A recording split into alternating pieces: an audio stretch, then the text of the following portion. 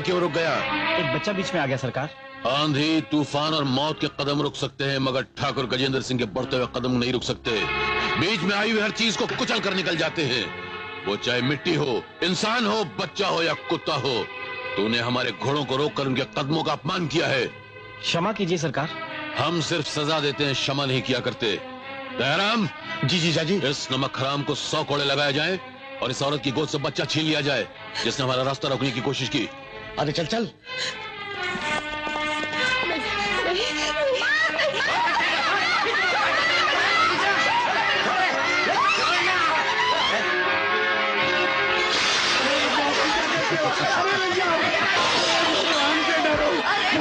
क्यों सताते हो? मैंने पूरा लगान दे दिया, फिर मुझ पे अत्याचार क्यों? भगवान की बनाई हुई जमीन पे इतना जुल्म मत करो। ये गांव तेरे भगवान का नहीं, ठाकुर गजेंद्र सिंह का है, और जिसे तू जुल्म कह रहा है वो गजेंद्र का कानून है। मगर मालिक, मैंने तो पूरा लगान दे दिया। मगर असली लगान तो तूने किसी और को दे दिया जिस पर हम आंख लगाए बैठे थे। जी हाँ, तेरी बेटी।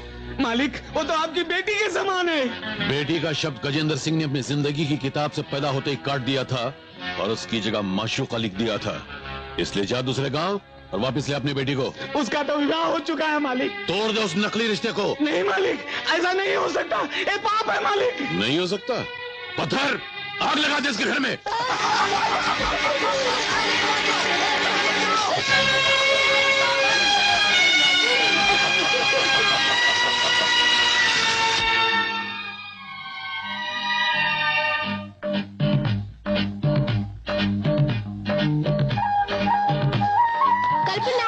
अरे मुझसे क्या छुपाती है पगली? ये बता, कल शहर में रविशंकर का प्रोग्राम है, तू नहीं जाएगी क्या? मेरे रवि का प्रोग्राम हो और मैं न जाऊं? वो मेरा प्यार है, उसके गीत मेरी जिंदगी है, मैं जरूर जाऊंगी। तू गांव से बाहर न जाए इसलिए गजेंद्र ने तुझ पर पहरा लगा रखा है।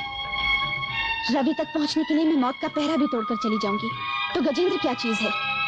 मैं जाऊंगी और जरूर जाऊंगी। मुंबई अकरा में एक औरत को 9 बच्चा पैदा हुआ। अरे बाबा, जो डॉक्टर जचकी करवा रहा था वो इतना घबरा गया और शौक से मर गया। वाह वाह वाह वाह। हमारे बुजुर्गों ने सीने पर गोलियां खाकर इसलिए आजादी हासिल की थी कि हमारे देश में कोई और पैदावार बढ़े या ना बढ़े, लेकिन बच्चों की पैदावार खूब बढ़े। वाह डैडी वाह, एक्सीलेंट। जब आप फौज में थे तो बंदूक से गोलियां चलाते थे, आप रिटायर होने के बाद गहराई वाली बातों की गोलियां चला रहे हैं। आ बेटिया। डैडी, जब नारायण अखबार पढ़ता है तो ऐसा लगता है कि जैसे हम ऑल इंडिया रेडियो से समाचार सुन रहे हो। नारायण, तुम एक काम क्यों नहीं कर लेते? क्या? टीवी के खाली खोखे में बैठकर खबरें पढ़ा करो, ऐसा लगेगा कि टीवी से न्यूज आ रही है। देखो बहन, ऐसा मस्करी नको करो, मेरे को बहुत लाज लगता है। साहब, मैं चाय लेके आता हूँ। जाओ, जाकर जूस ले आओ। ठीक है। डैडी, मैं आपसे बहुत नाराज हूँ। क्यों बेटी? सुना है कल आप फिर कार चलाने की जिद कर रहे थे। क्या मैं अंधा हूँ इसलिए तुम्हें मुझ पर रहम आ रहा है? नहीं डैडी, मेरी सिर्फ आंखें मरी है बेटी, हिम्मत नहीं मरी, इसलिए मुझ पर रहम मत खाओ। अब तो तुम वकील बनने वाली हो। अगर कोई इंसान तुम्हारे पास अपनी सजा माफ करवाने के लिए आए तो क्या तुम अदालत में रहम और हमदर्दी के बल पर उसकी सजा माफ करवा सकती हो? कभी नहीं, कभी नहीं। सिर्फ तुम्हारी तालीम, तुम्हारी अकल और तुम्हारी हिम्मत उसे माफ करवा सकती है। और बेटी, तुम आंखों से देख सकती हो, दिमाग से सोच सकती हो, लेकिन तुम्हारा यह अंधा बाप दिमाग से सोच सकता है और देख भी सकता है। हाय भारती। हाय। अरे भारती, तू तैयार है ना? हाँ। तो चलना। पहले ये बताओ कि तुम सब लोग कहाँ जा रहे हो? डैडी, हाँ। आज रविशंकर म्यूजिकल नाइट है। हम लोग बहुत दिनों से उसका इंतजार कर रहे थे। अगर आपकी इजाजत हो तो हम जाएं? हाँ हाँ, जाओ जाओ। Thank you daddy. जूस बड़े टाइम पे लेके आए, बहुत प्यास लगी थी। लाओ दो। ये तुम्हारे लिए नहीं है, ये बहुत कमती है, तुम्हारा पूर्ण रहना है। तुम्हारी प्यास बुझाने के लिए फायर ब्रिगेड को ही बुलाना पड़ेगा। फिर भी बोल नहीं सकते प्यास बुझेगी या नहीं। अच्छा चलो, टाइम हो गया। साथ जूस।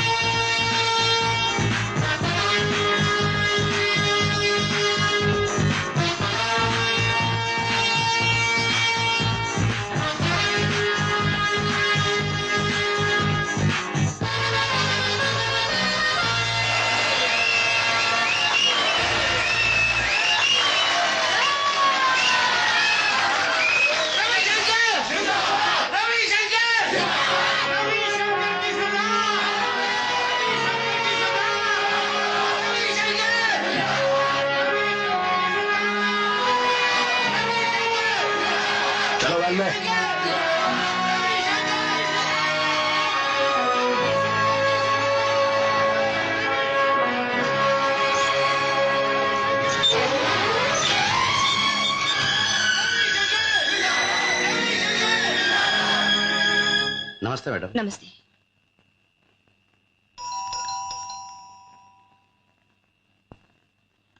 भारती तुम इस वक्त? आओ अंदर आओ।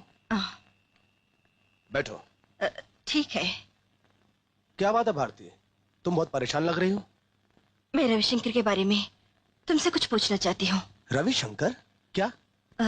यही कि आज प्रोग्राम होने के बाद उसे हथकड़ी पहनाकर क्यों ले जाया गया? He is a murderer। क्या?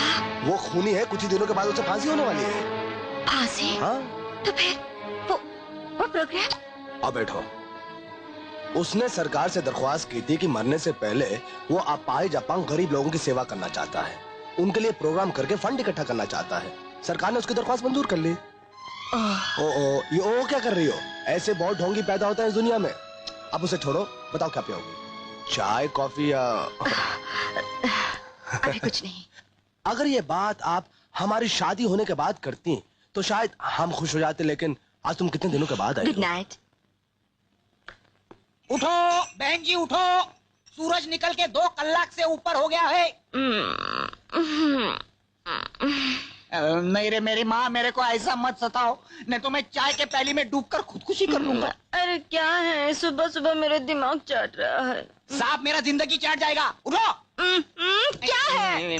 कुछ नहीं, ये चाय लाया है, चाय पढ़ लेना और अखबार पी लेना। नहीं उल्टा हो गया, उल्टा हो गया। अब ये अखबार।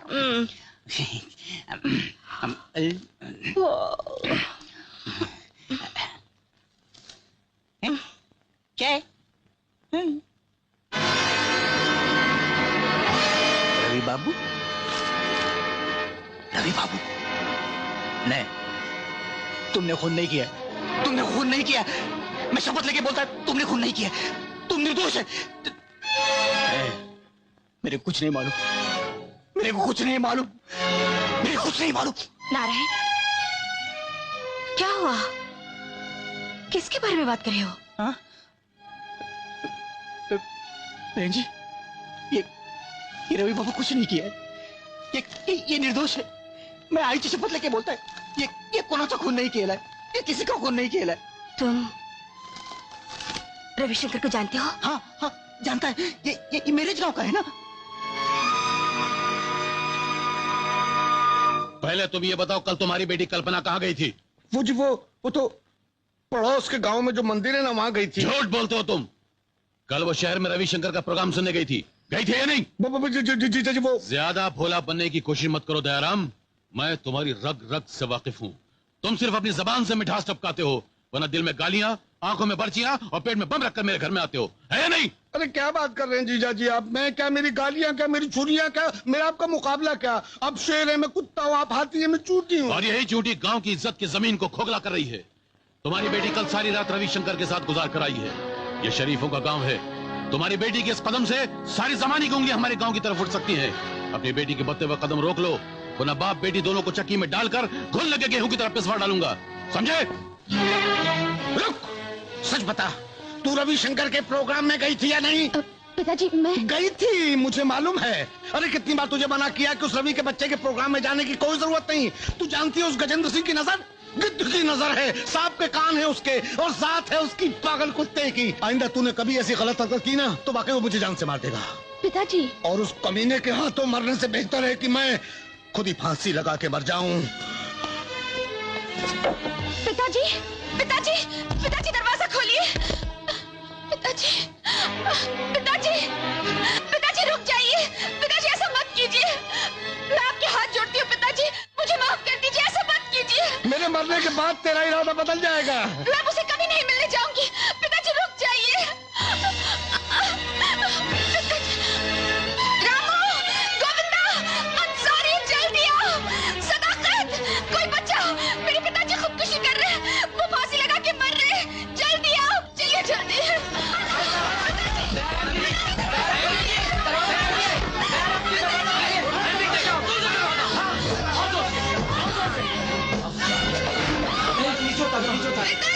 जल्दी उतारो, जल्दी जल्दी डालो, संभाल के हवा दे दो। पिताजी, पिताजी, पिताजी। चुप, मैं मर गया हूँ। मर गए तो उठाओ, ले चलो शमशान घाट। शमशान घाट? मगर मैं मरा कहाँ हूँ? मगर हमें तो मार दिया। इतनी बड़ी उम्र हो गई परंतु खुदकुशी करना नहीं आया। हाँ, भूल गया था मैं। क्या कर रहे थे आप? अगली बार ऐसा नाटक किया तो हम सब सचमुच तुम्हें फांसी पर लटका देंगे। अरे भाई ये तो रोज का हमेशा ही ऐसा नाटक करते रहते हैं। चलो भाई चलो। पिताजी आप क्या कर रहे थे? ऐसा करने से उस राक्षस गजेंद्र सिंह का कलेजा ठंडा हो जाएगा। बेटी एक बात बता, रवि की हालत कैसी है? जिससे फांसी की सजा होने वाली हो उसकी हालत कैसी होगी ये आप अच्छी तरह जानते हैं पिताजी। कैदी नंबर 201, कैदी नंबर 202, कैदी नंबर 201, कैदी नंबर 202, कैदी नंबर 202, कैदी नंबर 202, कैदी नंबर 202, कैदी नंबर 201 और 202 तो तुम दोनों का नंबर है। अरे हाँ, ये तो हमारा ही नंबर, हमको देखने का टाइम नहीं मिला। बात ये हवलदार साहब कि हमारा अंदर बाहर आना जाना इतना लगा रहता है कि नंबर याद ही नहीं रहता। आप हमको कोई परमानेंट नंबर क्यों नहीं दे देते? हम तो आपके हमेशा के ग्राहक हैं। आप हमें क्यों याद कर रहे थे? तुम दोनों का टाइम पूरा हो गया है, तुम दोनों को रिहा किया जा रहा है।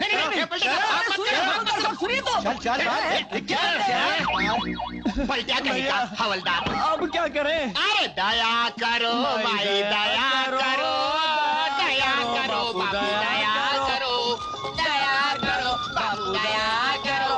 अरे हम जन्म जन्म से यतीम हैं। अरे भैया हम बदसूरत हैं। हमारे पैदा होने से पहले हमारे माँ बाप चोरी सिधार गए। दया करो बापू। छुट्टा नहीं है। अरे छुट्टा नहीं है, कितने का चाहिए? 50 रुपए का, 100 रुपए का बाबा? 1000 का।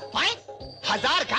एक के आगे कितनी बिंदियां होती हैं 1000 में, मालूम है? 4। ये मुँह और मसूर की दाल। अबे 1000 का नोट देखा भी है कभी खान में? अरे कब का बंद हो चुका है। अरे देखो हमारी उधड़ी खान, देखो अपनी जेब कमा। अरे पलट के देख जरा, दया कर। पीछे पीछे देखो भैया, पिछले जन्म में हमने किसी को दान नहीं दिया था, इसलिए इस जन्म में भगवान ने हमें कोड़ का वरदान दिया। हमको दान नहीं दोगे तो ये रोग कोड़ आपको खा जाएगा। ये हमारा श्राप है। श्राप मत दो, पैसे दिए ना, ये लो। जाओ हटो, पीछे हटो। अब कोई रोक नहीं लगेगा, जाओ। भैया अगर ऐसे लोग मिलते रहे ना तो कुछ ही दिनों में रुपयों की बरसात हो जाएगी। अबे दौलत की बाढ़ होगी भाई। वो देख नया मुर्गा रहा है, देखो हमारी उधड़ी खान। मिस्टर रविशंकर, आपकी मदद से रहमत चाचा की आंखों की रोशनी वापस आ गई है। वो अपनी आंखों की पट्टियां आपके हाथों से खुलवाना चाहते हैं, इसलिए हम उन्हें यहाँ लाए हैं। आप आइए। रवि बाबू आ रहे हैं। सलाम रहमत चाचा। रवि बेटे, मेरा तो सिर्फ नाम रहमत है, मगर इस गरीब के लिए रहमत बनकर तुम आए हो। मैंने तुम्हारा नाम सुना था लेकिन सूरत नहीं देखी। सबसे पहले मैं तुम्हारा दीदार करना चाहता हूँ। रवि साहब, इनकी पट्टियां काट दीजिए।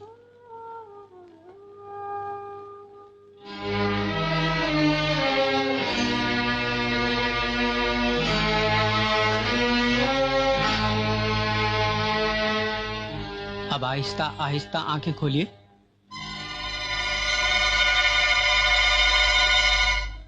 माशाअल्लाह, अल्लाह तुम्हें लंबी उम्र अता करे। नहीं रहमत चाचा, गलत दुआएं मत दो। उम्र की किताब तो खत्म हो गई, अब ऊपर जाने का वक्त आ गया। नहीं बेटा, ऐसे अच्छे लोग इतनी कम उम्र में इस दुनिया से उठ जाएंगे तो ये दुनिया गुनाहों के बोझ से टूट जाएगी। तुम नहीं मर सकते, नहीं मर। What's all this? ये सब क्या हो रहा है? इसे यहाँ पर क्यों लाया गया है? सर, वो रहमत चाचा की आंखों का ऑपरेशन हुआ है। ये रहमत चाचा वाचा क्या होता है? कहो कि इस बुड्ढे कैदी का ऑपरेशन हुआ है। जी हाँ, ये ऑपरेशन रवि साहब की मदद से हुआ है। पट्टी खुलने के बाद सबसे पहले वो रवि साहब को देखना चाहते थे। रवि साहब, व्हाट ब्लडी नॉनसेंस! जिस कैदी को फांसी की सजा लग रही हो उसे तुम रवि साहब कह रहे हो? एक असिस्टेंट जेलर होकर कैदियों को साहब और चाचा कहते हो, तुम्हें शर्म नहीं आती? शर्म? कैदियों को साहब और चाचा कहने में शर्म क्यों आनी चाहिए? कैदी इंसान नहीं होते हैं क्या? No no not at all. इंसान विंसान तब जेल के बाहर, जेल में आने के बाद वो सिर्फ कैदी होते हैं, कैदी। अंडरस्टैंड? कैदी भी इंसान होता है जेलर साहब, जिसे हालात मजबूर करते हैं। मजबूरी की आग में जलकर वो गलत कदम उठाता है और वही कदम उसे जेल की कोठरी में पहुंचा देते हैं। मिस्टर, ये तुम्हारा कोई स्टेज नहीं है और ना ही मैं टिकट खरीद कर आया हूं तुम्हारा कोई फैन हो जो तुम्हारा भाषण सुनो। और वैसे भी मैं तुम जैसे कैदियों को अपने मुंह नहीं लगाता, और जो कैदी ज्यादा बकवास करता है मैं उसे मार मार के उसके जिस्म की खाल उधेड़ देता हूं।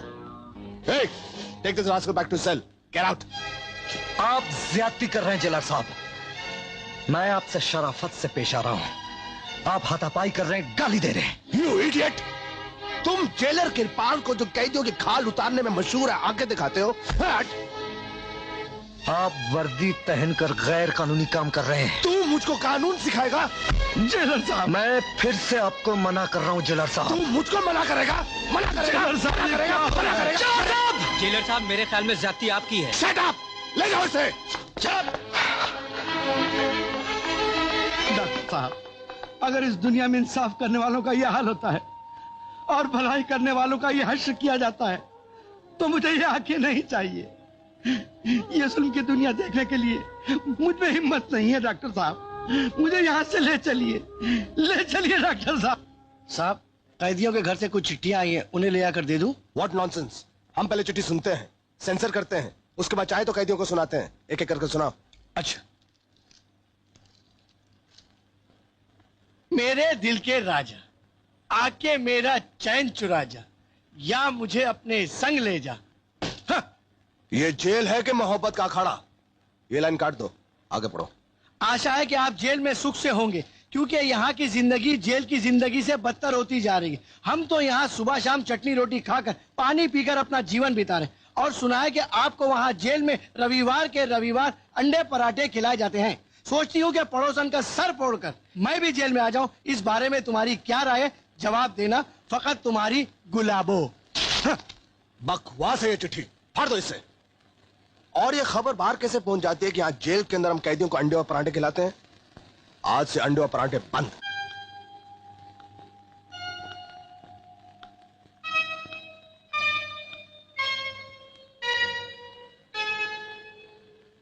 मिस्टर रविशंकर, सॉरी, आप मुझसे नहीं जेलर साहब से मिलिए।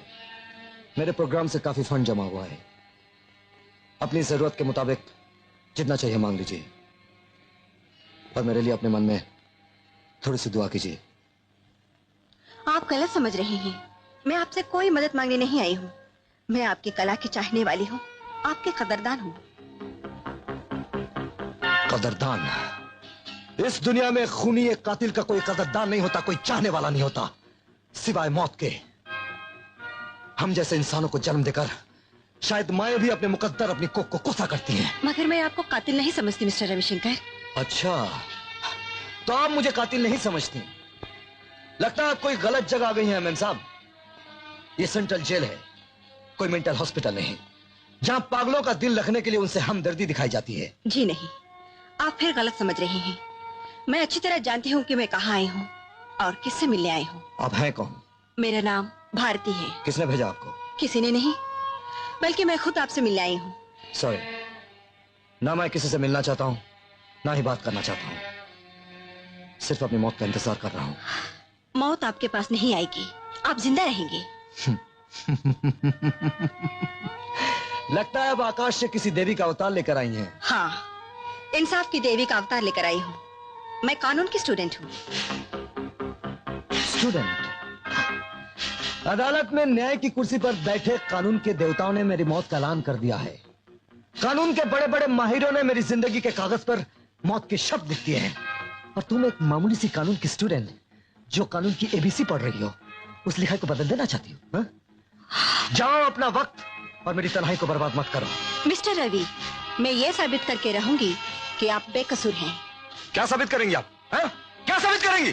मैंने भरी अदालत में अपनी जबान से खुद अपने जुर्म का इकबाल किया है। तुमने अपने जुर्म का इकबाल नादानी में किया है। तुम ये सब नहीं जानते हो जो मैं जानती हूँ। तुम मुजरिम नहीं हो। मैंने तुम्हारे केस की फाइल स्टडी की है, इसीलिए मैं तुम्हें तलाश करते हुए यहाँ तक आई हूँ। और यहीं से वापस चली जाओ और मेरी तलाश छोड़ दो। नहीं, कानून की किताब का पहला वसूल है कि 100 मुजरिम सजा से भले ही बच जाएं, मगर एक बेगुनाह को सजा नहीं मिलनी चाहिए। ये उस कानून का वसूल है जिस पर से तुम्हारा विश्वास उठ चुका है। But law is great mister Ravishankar. To hell with your law and get out from here. चली जाओ यहाँ से। जिस कानून ने तुम्हारे लिए मौत का ऐलान किया है, वही कानून तुम्हारे लिए दोबारा जिंदगी का ऐलान करेगा। तुम जीना चाहो या ना चाहो, लेकिन मैं ये जान चुकी हूँ कि तुम बेगुनाह हो, इसलिए मैं तुम्हें हरगिज मरने नहीं दूंगी। इंसाफ का खून भले ही हो, लेकिन तुम्हारा खून नहीं होने दूंगी। तुम मेरे बारे में क्या जानती हो? तुम मेरे बारे में क्या जानती हो? मैंने अपने हाथों से राणा का सर तोड़ा था। मैंने इन्हीं आंखों से खून में लथपथ उसे तड़पता देखा था, और जब पुलिस मुझे गिरफ्तार करने आई तो मेरे सामने उसकी मुर्दा लाश थी, और तुम कहती हो मैं बेकसूर हूँ, मैंने कोई गुनाह नहीं किया। हाँ, तुमने जो कुछ किया वो झूठा गलत था।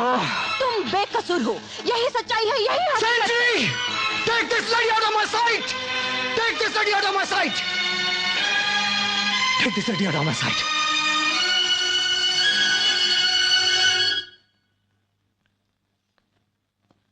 आओ भारती आओ।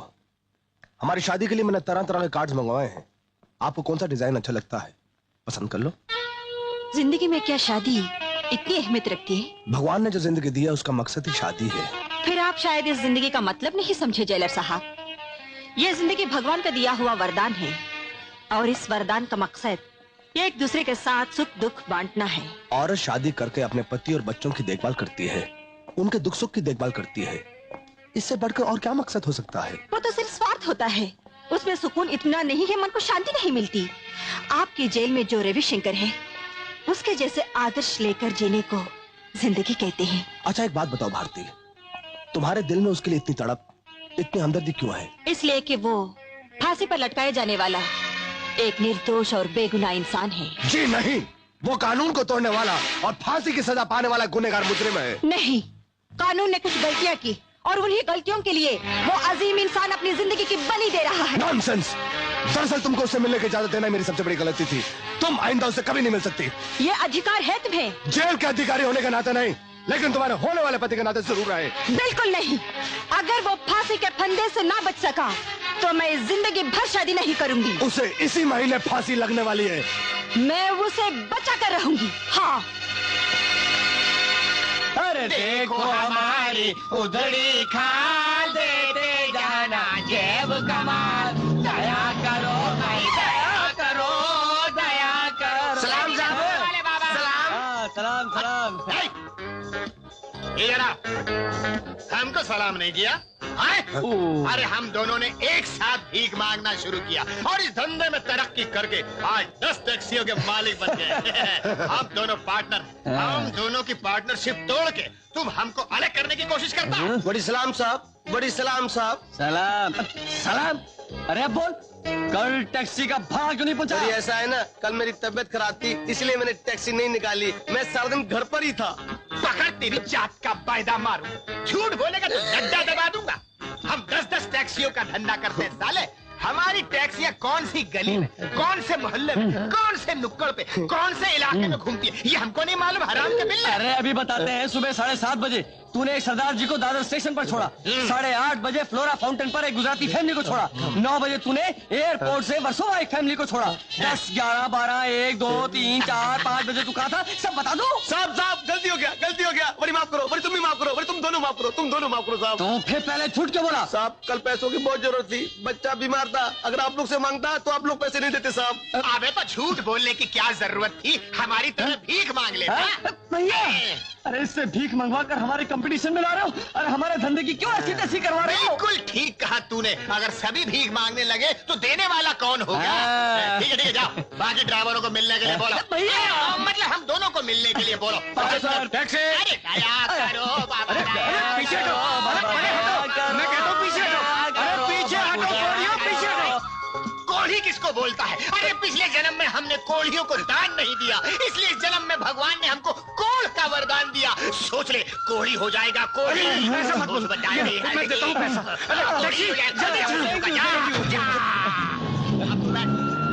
बाबा थक गया, मेरे पाँव दुख गए। जाना जेब कमाल देखो हमारी उधड़ी खाल। अरे भैया वो देखो डीलक्स कार जा रही है, धक्का मारो धक्का।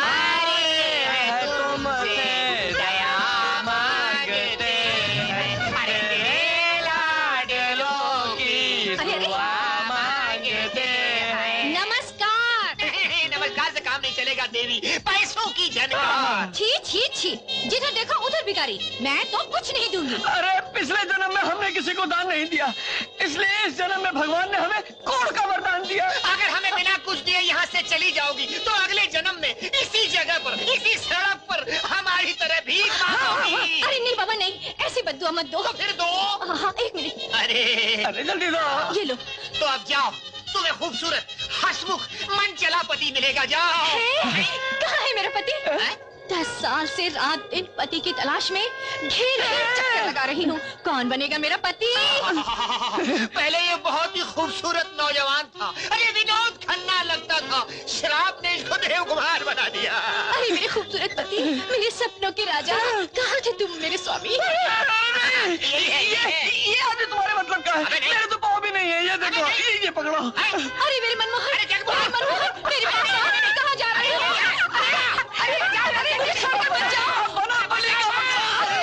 तो भाग गया। अब तुम्हें मुझसे शादी कर लो, गले लगा लो।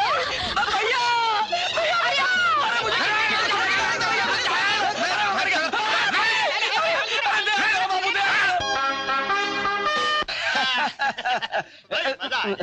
दुनिया के दौरे पे निकले थे, आज अपने घर आ गए। भाई जेल में आकर ऐसा लगता है कि जैसे बच्चा अपनी माँ की गोद में। गोबर की बदबू आ रही है। ओ उस्ताद, अभी तक इसी पिंजरे में हो, कैसे गुजर रही है? मजे में गुजर रही है। मजे में गुजर रही है। अरे मजे में तो गुजरेगी। अरे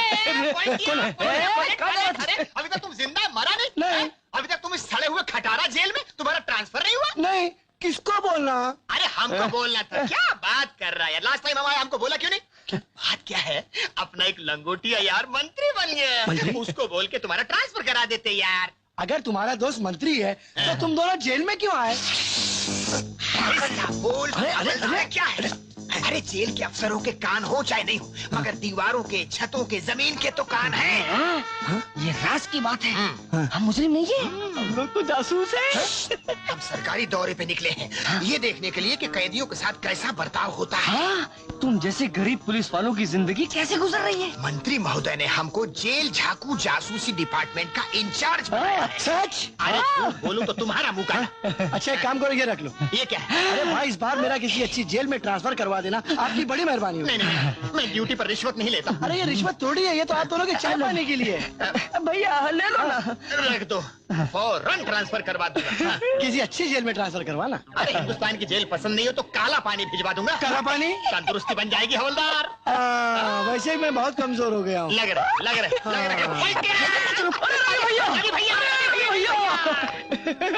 अरे हीरा मोती, तुम लोग यहाँ कैसे? किस्मत के निराले खेल में हीरा मोती पहुँचे जेल में।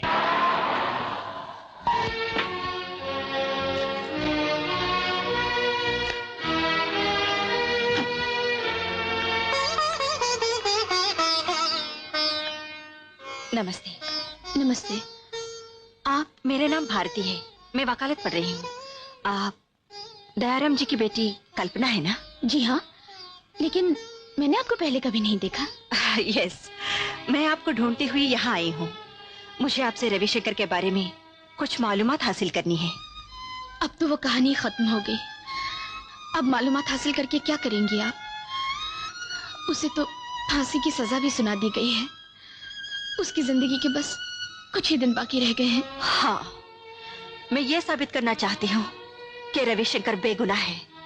मुझे एक बहुत खास गवाह मिला है जिसके जरिए रविशंकर बेगुनाह साबित हो सकता है। अगर आपको इतराज ना हो तो ये मुझे बताइए कि राणा के कत्ल होने से पहले उन दोनों खानदानों में क्या दुश्मनी थी? नीति और अनीति में दुश्मनी कैसी? रवि डिग्री हासिल करके गांव वापस आया। मामा ऊंची तालीम के लिए उसे अमेरिका भेजना चाहते थे। उसी दिन रवि, रवि, ओहो रवि, रवि! ओहो कल्पना, कल्प की बच्ची, दिमाग की कच्ची, हरकतों में बच्ची। मैं तुझे 10 लाख मर्तबा कह चुका हूँ कि संगीत के रियाज के समय मुझे मत टोका कर। अच्छा एक बात बता, इस दुनिया में तुम्हें सबसे ज्यादा कौन सी चीज पसंद है? पसंद की सच्चाई तो यह है कि मुझे सच बोलना पसंद है।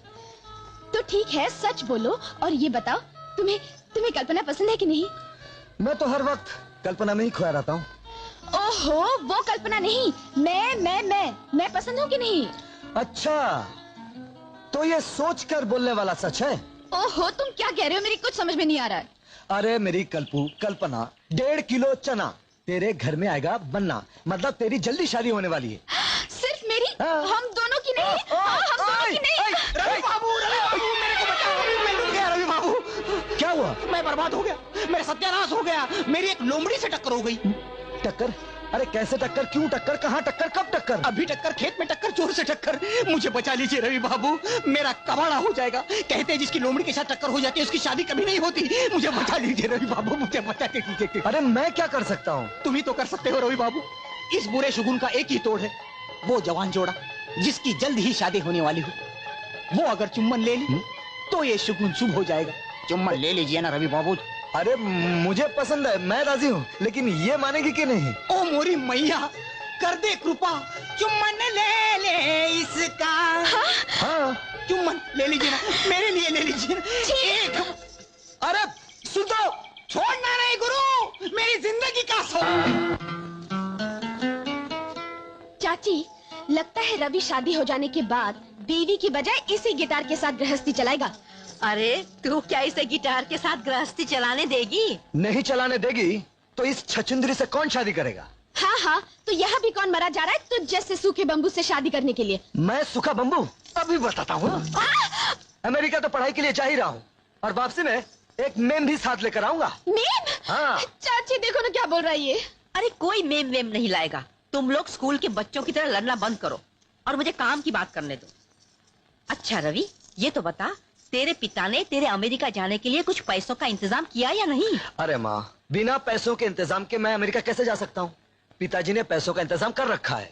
पैसों का इंतजाम तो ठीक है, लेकिन घर आते समय उन्हें कोई गरीब या जरूरतमंद मिल गया तो तेरे अमेरिका जाने के पैसे कहीं उसके हाथ में न रख दे।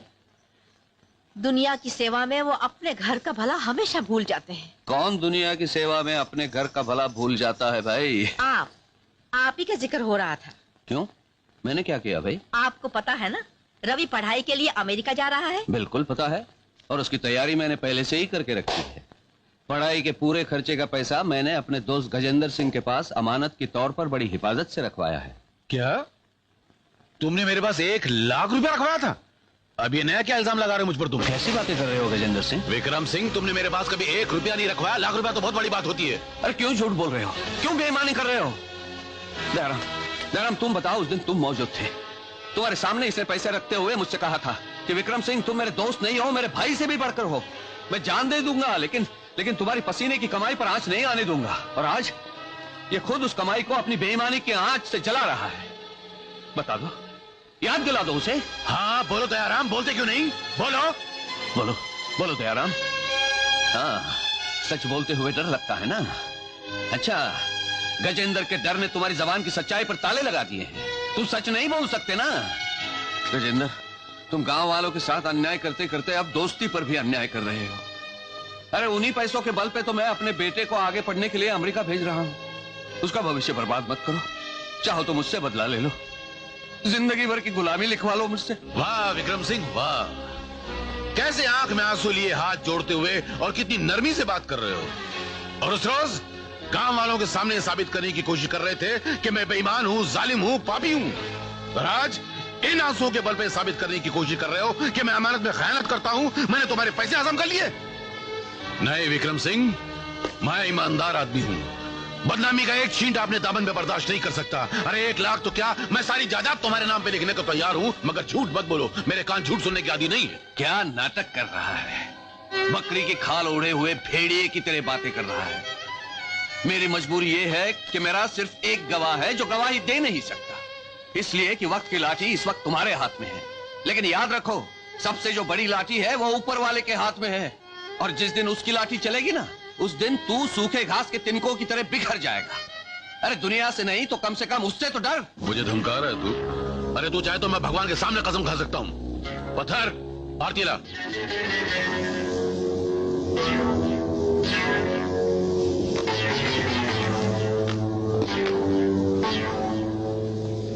मैं भगवान की कसम खाकर कहता हूं कि मुझे विक्रम सिंह ने कोई पैसे नहीं दिए।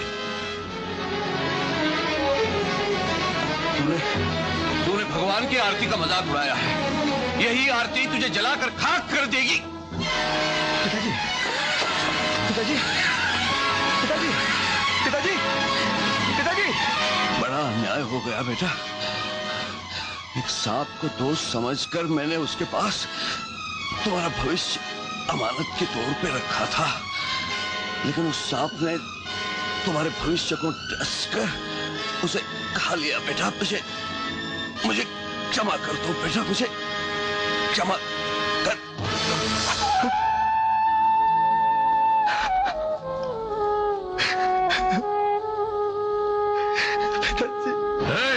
ये क्या है? क्या नौसत लगा रखी है? ये मेरा घर है या शमशान घाट? पत्थर, इस लाश को घसीट के बाहर बैठो। गजेंद्र सिंह, आज अपने बाप की लाश कंधे पर लेके जा रहा हूं, लेकिन एक बात याद रखना, इनकी चिता से अगर तेरे घर को आंख न लगा दूं, तो मैं भी अपने बाप की औलाद नहीं। और ये बात तू याद रखना।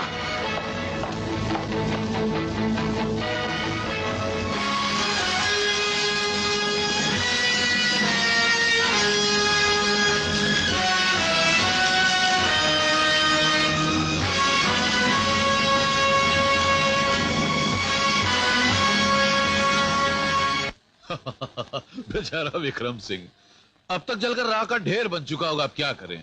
जब गीदड़ की मौत आती है तो शहर की तरफ भागता है, और जब इंसाफ की आवाज उठाने वाले की मौत आती है तो गजेंद्र सिंह की तरफ भागता है। जाने दो भैया, आपका नाम गजेंद्र है। गजेंद्र यानी हाथी, और हाथी जब चलता है तो उसके पांव के नीचे चूहे, बिल्ली, कुत्ते के पिल्ले कुचल ही जाते हैं, लेकिन हाथी ऐसे मामूली जानवरों की मौत का जिक्र हरगिज नहीं करता। मगर इस बार जिसे आपने कुचल डाला है वो मामूली जानवर नहीं है, कयामत है। और उसका बेटा रवि ज्वालामुखी है, वो आग के सैलाब की तरह आएगा और सब कुछ जलाकर चला जाएगा। अरे जा, वो क्या जलाएगा? मैं उसे उसके बाप की तरह जलाकर राख का ढेर बनाकर रख दूंगा। इंसानों की चिता की आग पर खाना पकाकर खाने वाले गजेंद्र सिंह, तेरी इन सजी हुई प्लेटों में सजे हुए खाने का जायका बढ़ाने के लिए खास चीज लाया हूं। देखा, ये मेरे बाप के जले हुए शरीर की राख है। उसकी जिंदगी तू चाट गया, अब उसकी राख भी चाट कर देख कितना मजा आता है। रवि, भाग मत! भाई के जुल्म से मारे हुए इंसानों की हड्डियां चबाने वाले कुत्ते, या तू भी खा, तू भी खा, तू भी खा। तू जानता है इस वक्त कहां खड़ा है? हाँ जानता हूँ गजेंद्र सिंह, इंसानों की खाल ओढ़े हुए एक आदमखोर जंगली कुत्ते के घर, इस गांव में रहने वाले राक्षसों के घर। बिल्कुल सही कहा तुमने। इस वक्त तुम उस रावण, उस राक्षस के घर खड़े हो जिसे बूढ़ों की नहीं जवानों की राख चाहिए। जवानों की राख चाहिए? तो फिर किसकी राख पेश करूं? तेरे भाई की या तेरे बेटे की? रविशंकर! हाँ गजेंद्र, तेरे गुरूर का सर टूटने वाला है, तेरे अधिकारों की अर्थी उठने वाली है। तूने मेरा सब कुछ छीन लिया, मेरा सुख, मेरा चैन, मेरा बाप, मेरा सब कुछ। और अब सबसे पहले मैं तुझे दिखाता हूं कि खोई हुई रकम कैसे हासिल की जाती है। मैं तेरे मौसमी के बाग में जा रहा हूं, अगर किसी माई के लाल में दम हो तो मुझे रोक लेना। भैया, इससे पहले कि बिल्ली के नाखून शेर के बन जाएं, उन्हें जड़ से उखाड़कर फेंक देना बेहतर है।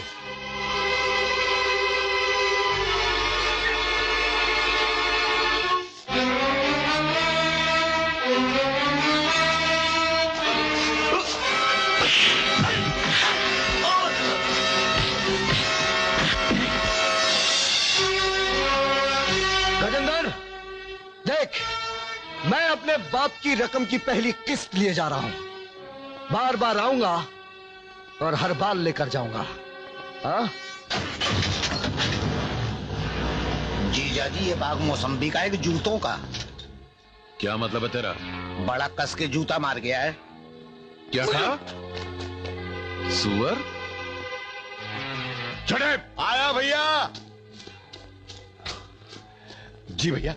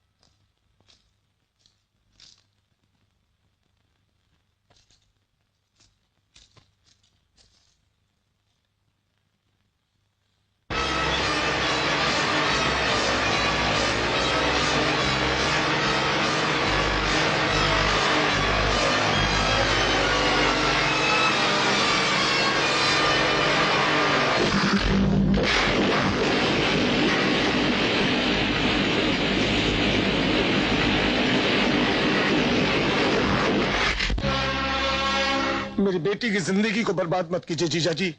उसने रवि से प्यार किया और वो उसी से शादी करना चाहती है। सिर्फ प्यार किया है ना, कुछ और तो नहीं किया। कोई बात नहीं। अरे तेरी बेटी ने पिछले जन्म में जरूर कोई पुण्य का काम किया होगा, जब तो हम जैसे अजीम शान इंसान की बहू बनने जा रही है। इसलिए ये घटिया आंसू बहाकर अपनी बेटी की तकदीर की लिखाई खराब मत कर। मैं आपके पाँव पड़ता हूँ, अगर रवि को शादी के बारे में मालूम हो गया तो कयामत मचा देगा वो। अरे हम खुद कयामत हैं, हमारे सामने वो लौंडा क्या कयामत मचाएगा। और क्या, वो इस वक्त अस्पताल में जख्मी पड़ा तड़प रहा होगा, और मान लो अगर वो आ भी गया तो मैं उसका खून बहाकर मेहंदी की तरह तेरी बेटी के पाँव में लगा दूंगा। बस बहस बंद, चल चलो चल। मैं कहता हूँ चलो।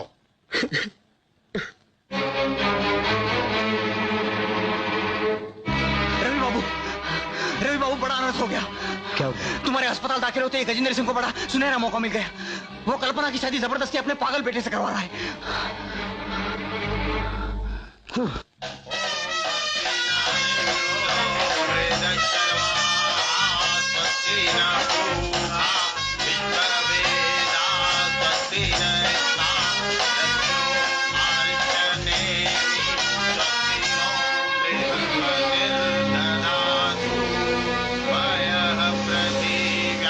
अरे ओ पंडित, पूरी रामायण आज ही पढ़ेगा क्या? जल्दी कर, शुभ घड़ी गुजरती जा रही है। ठीक है ठाकुर साहब। हाँ जल्दी कर। बधू की मांग में सिंदूर भरो। बताओ। रवि, अबे ओ मोची की औलाद, उठ यहां से। अब अपनी आंखों से देखना, मैं इसी मुहूर्त में इसी जगह कल्पना से शादी करूंगा। देखता हूं किस माई के लाल में मुझे रोकने की हिम्मत है। अरे मुझ में रोकने की हिम्मत है? कल्पना सियानी हो गई है, उसकी पसंद के खिलाफ शादी करना जुल्म है। अरे इसको क्या मालूम ये बच्ची है? मैं बच्ची नहीं हूँ, अपना भला बुरा खुद सोच सकती हूँ। रवि से शादी करने का फैसला मेरा अपना फैसला है। रवि, कल्पना का हाथ छोड़ दे, मैं कहता हूँ। मैं नहीं छोड़ूंगा।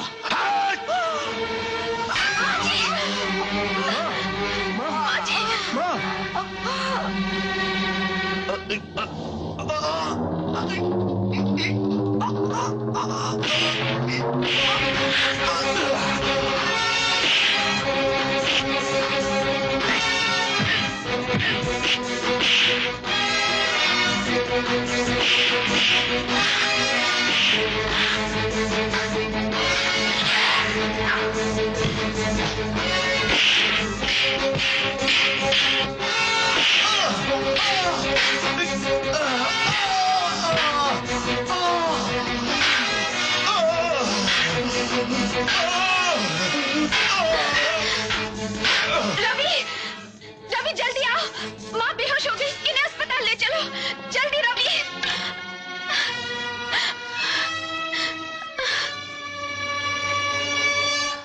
अच्छा, तो इसका मतलब राना का खून उसी दिन हुआ। हाँ। इसके बाद की कहानी मुझे मालूम है। अच्छा मैं चलती हूँ।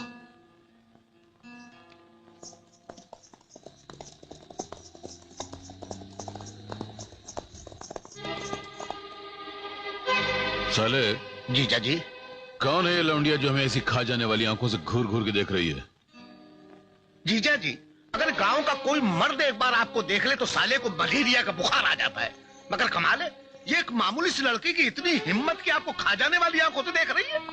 या तो इसकी आंखें नकली है, या गांव में नहीं आई है, या आपको पहचानती नहीं है। पहचानने की क्या जरूरत है? दुनिया में जितने भी लोग शेर से डरते हैं, वो क्या शेर के रिश्तेदार होते हैं या शेर के गांव के रहने वाले होते हैं? ए लड़की, अपनी गाड़ी पीछे कर। जब हमारी सवारी गुजर जाएगी तब अपना रथ आगे बढ़ाना। मुझे कदम पीछे नहीं बल्कि आगे बढ़ाने की आदत है। बहुत ऊंची आवाज में बोलती है। चले गंगाराम, गाड़ी आगे बढ़ा और कुचल डाल उसकी गाड़ी को। अरे ठहरिए जीजा जी, घोड़ा गाड़ी कभी मोटर कार को कुचल सकती है क्या? आपके भेजे में जब भी गुस्से की बत्ती जलती है आपको इतना भी याद नहीं रहता कि कुत्ते को शेर से नहीं लड़वाना चाहिए, वरना बेचारा खाम मारा जाएगा। ये कोई अनाज की बोरी थोड़ी है कि चक्की में डालते गेहूं की तरफ इसके निकल जाएगी। बेहतर यही है कि हम ही अपनी गाड़ी पीछे ले लें। अगर हमने अपनी गाड़ी पीछे हटा ली तो उसका मतलब ये होगा कि हमने सर झुकाकर हार मान ली, और सर झुकाना हमारी आदत नहीं है। और मगरूर का सर झुकाना मेरी आदत है।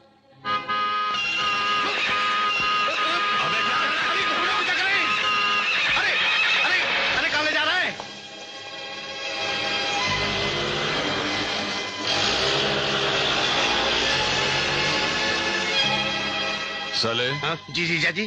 किसी ने देखा तो नहीं? मुझे तो लगता है पूरे गांव ने देख लिया। नमस्ते सरकार। ए, जी ये लड़की कौन थी? कोई वकील है, दयाराम जी के घर गए थे। हाँ? दयाराम जी? ये मैं क्या सुन रहा हूँ? तू मेरे खिलाफ कोई साजिश तो नहीं कर रहा है? नहीं जीजा जी, मैं आपसे पूछे बगैर माचिस नहीं जला सकता, साजिश तो दूर की बात है। तो फिर ये लड़की क्यों आई थी? वो हो सकता है कि अदालत ने रवि की फांसी की सजा इसी महीने पक्की कर दी और वो इसकी खबर देने मेरे घर गई हो।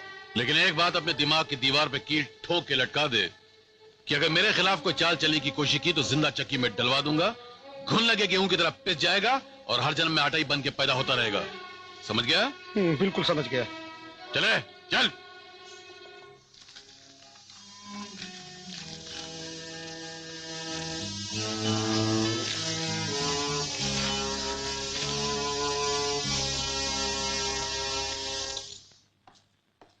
रवि साहब, कोई मिलना है आपसे।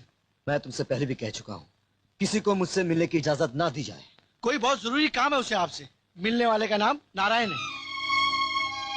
नारायण?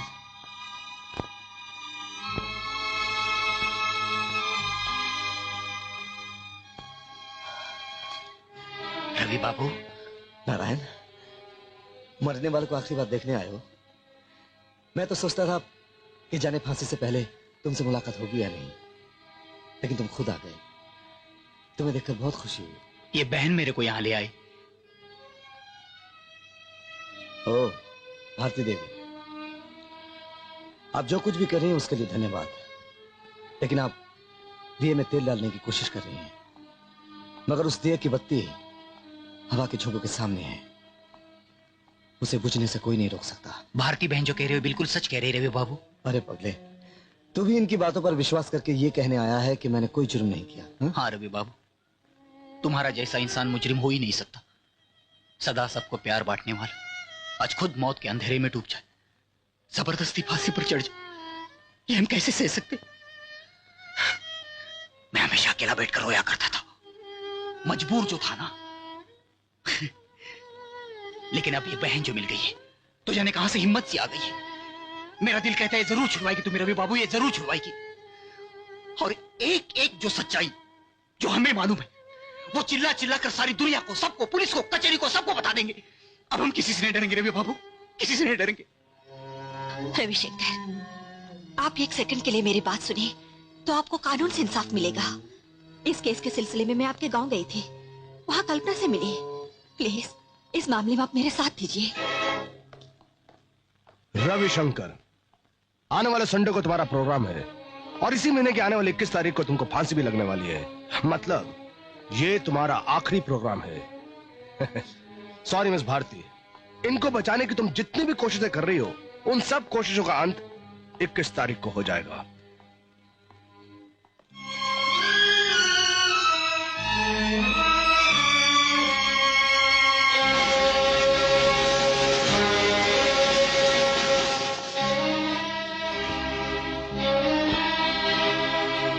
ये सब क्या हो रहा है?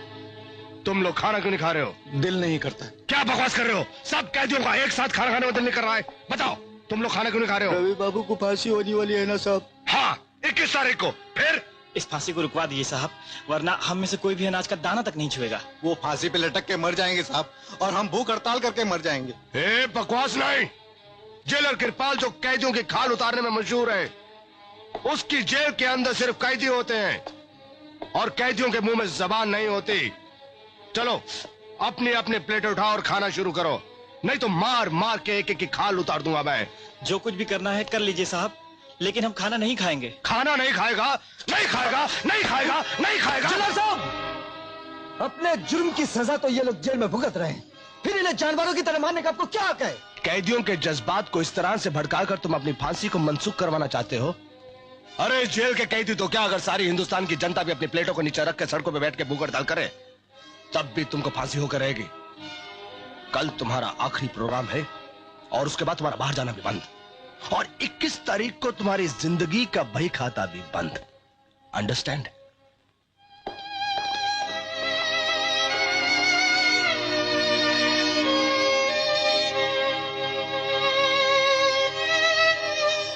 अगर आप लोग मेरी आत्मा की शांति चाहते हैं तो अपनी अपनी प्लेट उठाइए और खाना शुरू कर दीजिए। उठाइए।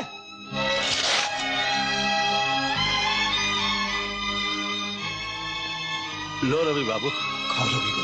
हाँ रवि बाबू। भाइयों और बहनों, इतने दिनों तक हम और आप रविशंकर के डांस और गानों का मजा लूटते रहे हैं। उसने अपने फन से हम सबका दिल जीत लिया है। Mister Ravishankar, please come on the mic.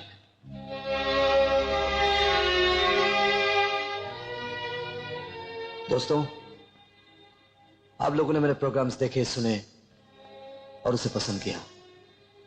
एक कलाकार के लिए इससे बड़ा इनाम और कुछ नहीं हो सकता। लेकिन दोस्तों, हर इंसान को इस दुनिया में दो सफर तय करने पड़ते हैं, एक जिंदगी का और दूसरा मौत का।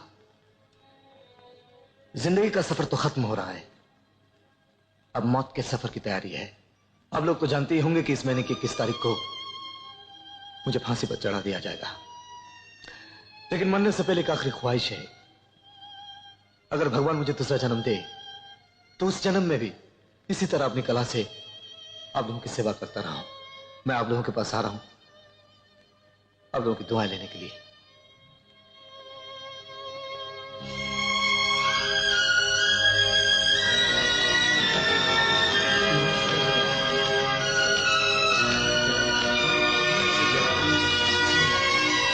स्टॉप रविशंकर! खबरदार चिरा साहब, एक कदम भी आगे बढ़ाने की कोशिश की तो मैं भारती को गोली मार दूंगा। रविशंकर, आगे नहीं बढ़ना, वरना इस लड़की की मौत के जिम्मेदार तुम हो गए। अपने तमाम सिपाहियों से कहो कि अपने अपने हथियार फेंक दें। Hurry up! हथियार फेंक दो।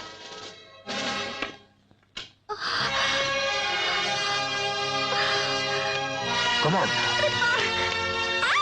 मूव, लेट्स गो, पकड़ो।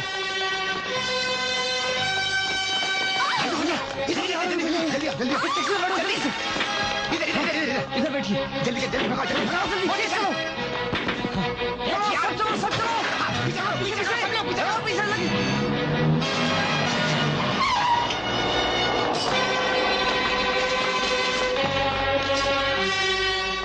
ये तो नकली पिस्तौल है। पीछे करो।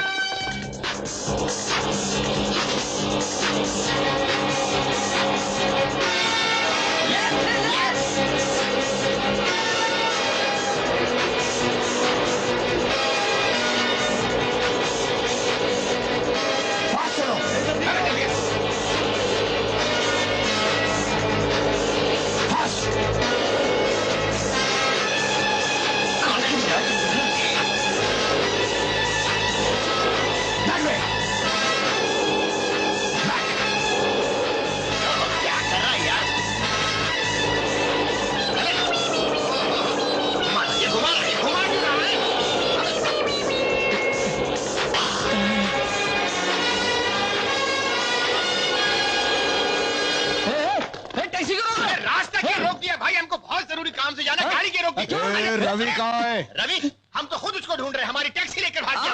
हम तो रबड़ लिखाने पुलिस स्टेशन ही जा रहे थे। अच्छा, वो आप यही मिल गए। रबड़ लिख लीजिए ना। टैक्सी नंबर हमारी टैक्सी हमें दिलवा दीजिए ना। टैक्सी तो तुम्हें दिलवा देंगे, लेकिन टैक्स वसूल करने के बाद बताओ, नहीं तो हड्डियां तोड़ दूंगा तुम्हारी।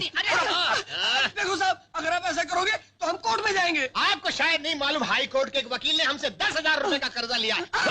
देखो साहब, हम 10 टैक्सियों के मालिक हैं। अगर हम एक टैक्सी भी भेज देना तो 10 दिन के अंदर आपका ट्रांसफर अंडमान निकोबार में हो जाएगा। ट्रांसफर करेगा? ट्रांसफर करेगा? अरे आई जी, अरे गवर्नर साहब, चीफ मिनिस्टर, अरे जेलर साहब, ये क्या हो रहा है? हेलो, आप कहां से बोल रहे हैं? काली गुफा से? हाँ, अच्छा, हम अभी पहुंच रहे हैं, फिक्र न कीजिए। जल्दी करो। सर्व मंगल मांगल्ये शिवे सर्वादि साधिके शरण्ये त्र्यंबके गौरी नारायण नमोस्तुते। धोखेबाज, बेईमान, तूने मेरा जीवन बर्बाद कर दिया। मैं तुम्हें एक अच्छा आर्टिस्ट समझकर तुम्हारी कदर करती थी, इसलिए तुम्हारे साथ स्टेज पर एक्टिंग भी की। उसके बदले तुमने मेरे साथ ये धोखा किया, जबरदस्ती विवाह कर लिया। मेरी जिंदगी बर्बाद हो गई। You rascal! से बात करो कानून की जबान में। जो कुछ भी कहना है अदालत में कहना, या नहीं, समझे? ले चलो से यहाँ से, चलो। योर ऑनर, इस आदमी ने कानून को धोखा दिया है। मरने से पहले गरीबों की मदद करने की अपील करके इसने कानून से हमदर्दी हासिल की है, वो भी इसकी एक चाल थी। इसलिए योर ऑनर, मैं अदालत से दरख्वास्त करूंगा कि इसे जो फांसी की सजा दी गई थी उस पर फौरन अमल किया जाए। योर ऑनर, दुनिया की तारीख में इससे पहले कोई औरत मेरी तरह अदालत में खड़ी नहीं हुई। मैं एक हिंदू नारी हूँ। इस इंसान ने मुझसे जबरदस्ती और मेरी मर्जी के खिलाफ मुझसे शादी कर ली, और चूंकि कानून इसकी निगरानी का ठीक तौर से बंदोबस्त नहीं कर सका, इसलिए मेरे साथ ये अन्याय हुआ। इस महीने की 21 तारीख को इसे फांसी लगने वाली है, इसलिए मैं अदालत से इंसाफ चाहती हूँ। आप अदालत से क्या इंसाफ चाहती हैं? जिसने मेरी मांग में सिंदूर भरा, जिसने मुझे मंगलसूत्र पहनाया, उस रविशंकर की फांसी की सजा माफ की जाए। ये कैसे हो सकता है मैडम? ये तो गैर कानूनी बात है, ये अन्याय है। और अगर इन्हें आजाद ना किया गया तो ये मेरे साथ अन्याय होगा, मेरा जीवन तबाह हो जाएगा। जज साहब, मैं आपसे पूछती हूँ कि मेरा कसूर क्या है? जबरदस्ती पुलिस के सामने मुझे अगवा किया गया, मैं चिल्लाती रही और पुलिस कुछ नहीं कर सकी, और पुलिस की मौजूदगी में मुझसे जबरदस्ती शादी रचाई गई, और अब मुझे कानून और इंसाफ के सामने जबरदस्ती विधवा बनाया जा रहा है। जो कुछ भी हो, चाहे धोखे से सही, लेकिन ये मेरे पति हैं। हिंदुस्तानी औरत पति के मर जाने के बाद इस जीवन में दूसरा ब्याह नहीं करती, कभी नहीं करती। जज साहब, आपके कानून को एक मुजरिम को सजा देने का हक है, मगर एक बेगुनाह के जीवन को बर्बाद करने का कोई हक नहीं है। मैं क्यों सजा भुगतूं? मैं किस लिए जबरदस्ती विधवा बनूं? जबकि यह कसूर मेरा नहीं है, बल्कि आपके पुलिस डिपार्टमेंट का है, जेलर साहब का है। अब उनकी गलतियों के लिए मैं क्यों बर्बाद हूँ? बिना किसी जुर्म मेरी जिंदगी बर्बाद करके इंसाफ बदनाम हो जाएगा। उसे बदनामी से बचा लीजिए, मुझे मेरा सुहाग, मेरा पति लौटा दीजिए, वरना कानून के माथे पर बेइंसाफी का बदनुमा दाग लग जाएगा। ओह माय गॉड, एक दो कड़ी की मामूली औरत इतनी बड़ी चाल चल गई और हम मर्द होकर तमाशा देखते रह गए। सरकार, अगर आप हुक्म दे तो उसे नहीं, बेवकूफी की बातें मत करो। हमें फूंक फूंक के कदम उठाना होगा, वरना सब फंस जाएंगे। जीजा जी, जीजा जी, जीजा जी। क्या है, तू क्यों रो रहा है? जीजा जी, उस भारतीय को आप सीधी लड़की मत समझिए, आपके बनाए हुए सीधे केस को उल्टा कर रही है। जिस दिन से वो आपके टांगे के सामने आई थी, उसी दिन से अब शकुन शुरू हो गया। वो आपको धमकियां दे गई थी, या अदालत में सती सावित्री बनकर फरियाद कर रही है।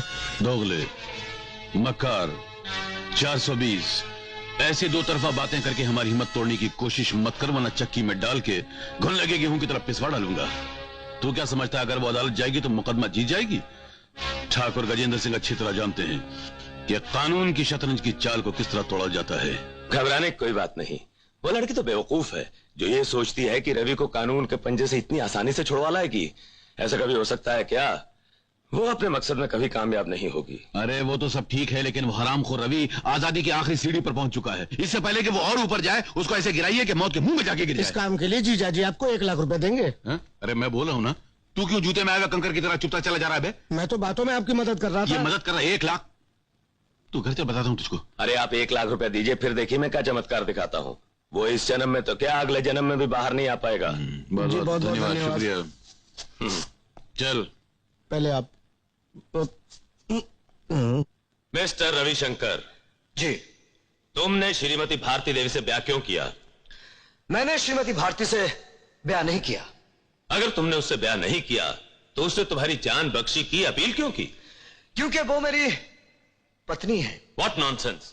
अभी तुमने कहा कि तुमने उससे ब्याह नहीं किया और अब तुम कह रहे हो कि वो तुम्हारी पत्नी है। अगर तुमने उससे ब्याह नहीं किया तो वो तुम्हारी पत्नी कैसे हो गई? मैंने कब कहा कि मैंने ब्याह नहीं किया? मैंने तो ये कहा कि मैंने श्रीमती भारती से ब्याह नहीं किया। तो फिर किससे ब्याह किया? मैंने कुमारी भारती से ब्याह किया। Order, order! तुमने कुमारी भारती से ब्याह क्यों किया? क्योंकि मुझे एक श्रीमती की जरूरत थी। तुम ये जानते थे कि तुम मरने वाले हो, फिर भी तुमने उससे ब्याह किया? वकील साहब, आप भी जानते हैं कि एक दिन आप भी मरने वाले हैं, फिर आपने ब्याह क्यों किया? मुझे अपनी मौत की तारीख नहीं मालूम, लेकिन तुम्हें अपनी मौत की तारीख मालूम है। इस महीने की 21 तारीख को तुम फांसी पर चढ़ने वाले हो, फिर तुमने ब्याह क्यों किया? योर ऑनर, वकील साहब अल्फाजों को तोड़ मरोड़ कर पेश कर रहे हैं, अदालत का अपमान कर रहे हैं। मेरी पत्नी आपसे अपना दामन फैलाकर मेरी जिंदगी की भीख मांग रही है, और 21 तारीख को तुम मर जाओगे, ये वकील साहब कह रहे हैं। ये फैसला करने का हक आपको है या इन साहब को है? मिस्टर प्रोसिक्यूटर, आप अपना बयान वापस लीजिए। Excuse me your honour. हाँ तो मिस्टर रविशंकर, मेरा कहने का मतलब यह है कि भारती देवी से तुम्हारा शादी करना एक साजिश है। और मैं कहता हूं कोई साजिश नहीं है। बिल्कुल है।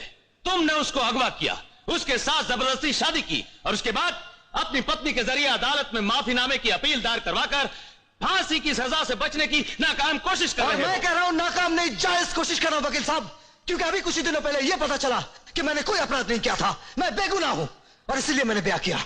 अच्छा, तो तुम बेगुनाह हो, मुजरिम नहीं हो।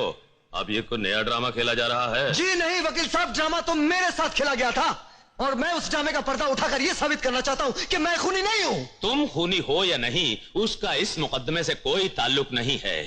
यहां फैसला तो इस बात का करना है कि तुम्हारी पत्नी ने जो तुम्हारी जान बख्शी की अपील की है, उसे मंजूर किया जाए या नहीं।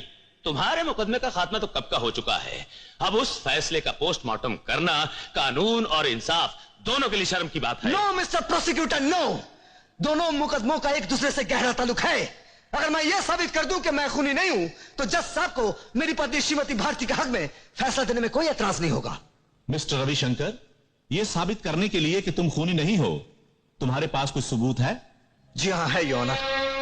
मैंने राणा को मारा क्योंकि वो मुझे जान से मारने की नियत से आया था। मैंने अपने बचाव के लिए उस पर हाथ उठाया, मारपीट की, ये सच है योर ऑनर। लेकिन उसके बाद जब मैं अपनी बेहोश मां को अस्पताल ले गया तो मुझे पता चला कि राणा मर गया, और मैं समझा कि राणा मेरे हाथों कत्ल हुआ। लेकिन मेरे पास एक गवाह है योर ऑनर, जिसने अपनी आंखों से राणा का कत्ल किसी और के हाथों होते देखा है, और उस चश्मदीद गवाह का नाम है नारायण। जिंदगी की आखिरी सांसें गिनते हुए इस आदमी की दरख्वास्त है कि अदालत एक बार उस गवाह का बयान सुन ले। Permission granted. जीजा जी, केस तो उल्टा पड़ गया, अब तुमको फांसी, मुझको उम्र कैद। अपने मनहूस मुंह से अगर जलील शब्द निकाले तो चक्की में डलवा कर। चक्की तुम्हारे गांव में है जीजा जी, यहाँ नहीं है। यहाँ कानून की चक्की है, पिस के रह जाओगे। तू घर चला, आज बताता हूँ तेरे को मैं। अब क्या पता घर जाने का मौका मिलेगा भी या नहीं। नमस्ते बड़े साहब, मैं ठाकुर गजेंद्र सिंह के यहाँ बरसों से उनके खास आदमी की तरह काम कर रहा था। रवि कल्पना से प्यार करता था, ये जानते हुए भी गजेंद्र सिंह कल्पना की शादी जबरदस्ती अपने पागल बेटे से करवा रहा था। उस वक्त रवि वहां आ पहुंचा। रवि और राणा के बीच जबरदस्त झगड़ा हुआ, जिसमें राणा जख्मी हुआ, और हम लोग जख्मी राणा को लेकर अस्पताल जा रहे थे। मालिक, हम इस तरफ कहाँ जा रहे हैं? ये रास्ता तो अस्पताल की ओर नहीं जाता। मुझे मालूम है, ये रास्ता मेरी मंजिल की तरफ जाता है।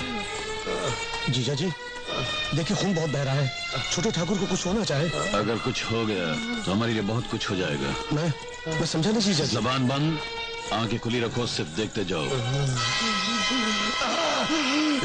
मैं आपका चाहिए था, आपने मुझे औलाद से बढ़ के चाहा है। हाँ छोटे, मैंने तुझे औलाद से बढ़कर चाहा है, मगर गजेंद्र को अपना नाम, अपनी पदवी औलाद से ज्यादा अजीज है। अगर तू जिंदा रहेगा तो रवि जिंदा रहेगा, और रवि जिंदा रहेगा तो मेरा नाम मर जाएगा। भाई के नाम को जिंदा रखने के लिए अपनी जिंदगी की बलि चढ़ा दे छोटे, चढ़ा दे। मालिक, क्या कर रहे हैं? खामोश, मर जाओ। जीजा जी, छोटे खामोश। यहाँ तुम लोगों ने कुछ देखा और न सुना है, इस लिखाई को अपने जहन के कागज से मिटा डालो। सिर्फ इतना याद रखो, अगर गजेंद्र अपने भाई का खून कर सकता है तो उस खून को छुपाने के लिए खून का सैलाब बहा सकता है। याद रखना इस बात को। तंगा ते चलाओ, ते चलाओ, तंगा ते चलाओ। Mister Ravishankar, you are under arrest. मगर क्यों? तुम पर इल्जाम है कि तुम कल्पना को लगन मंडप से भगा कर लाए। बाहर जाकर तुम्हारी और राणा की तकरार हुई और तुमने उसका खून कर दिया। तुमने राणा का कत्ल किया है, उसके लिए इन लोगों ने तुम्हारे खिलाफ गवाही दी है। इस तरह खून उबलती हुई आंखों से मेरी तरफ घूर के क्या देख रहे हो? मेरा भी खून करने का इरादा है क्या? मेरे भाई का खून करके दिल नहीं भरा तुम्हारा? अरे इंस्पेक्टर साहब, गिरफ्तार कर लीजिए, कहीं मुझे भी कत्ल कर दिया तो मेरे बच्चे का क्या होगा? इंस्पेक्टर साहब, क्या आप इन लोगों की गवाही पर विश्वास करते हैं? इंस्पेक्टर साहब, हमारी गवाही पर विश्वास करें या न करें, लेकिन यहाँ पर एक ऐसा गवाह मौजूद है जिसकी गवाही पर सारी दुनिया को विश्वास करना होगा, तुम्हारी माँ। इंस्पेक्टर साहब, पूछ लीजिए इसकी माँ से कि इसका और राना का झगड़ा हुआ था नहीं। पूछिए। क्यों माँ जी, आपके बेटे और राना के दरमियान लड़ाई झगड़ा हुआ था? और क्या राना उस लड़ाई में जख्मी हुआ था? बताइए। देखा, होंठ हिलाए बगैर उन्होंने सच का इकरार कर लिया।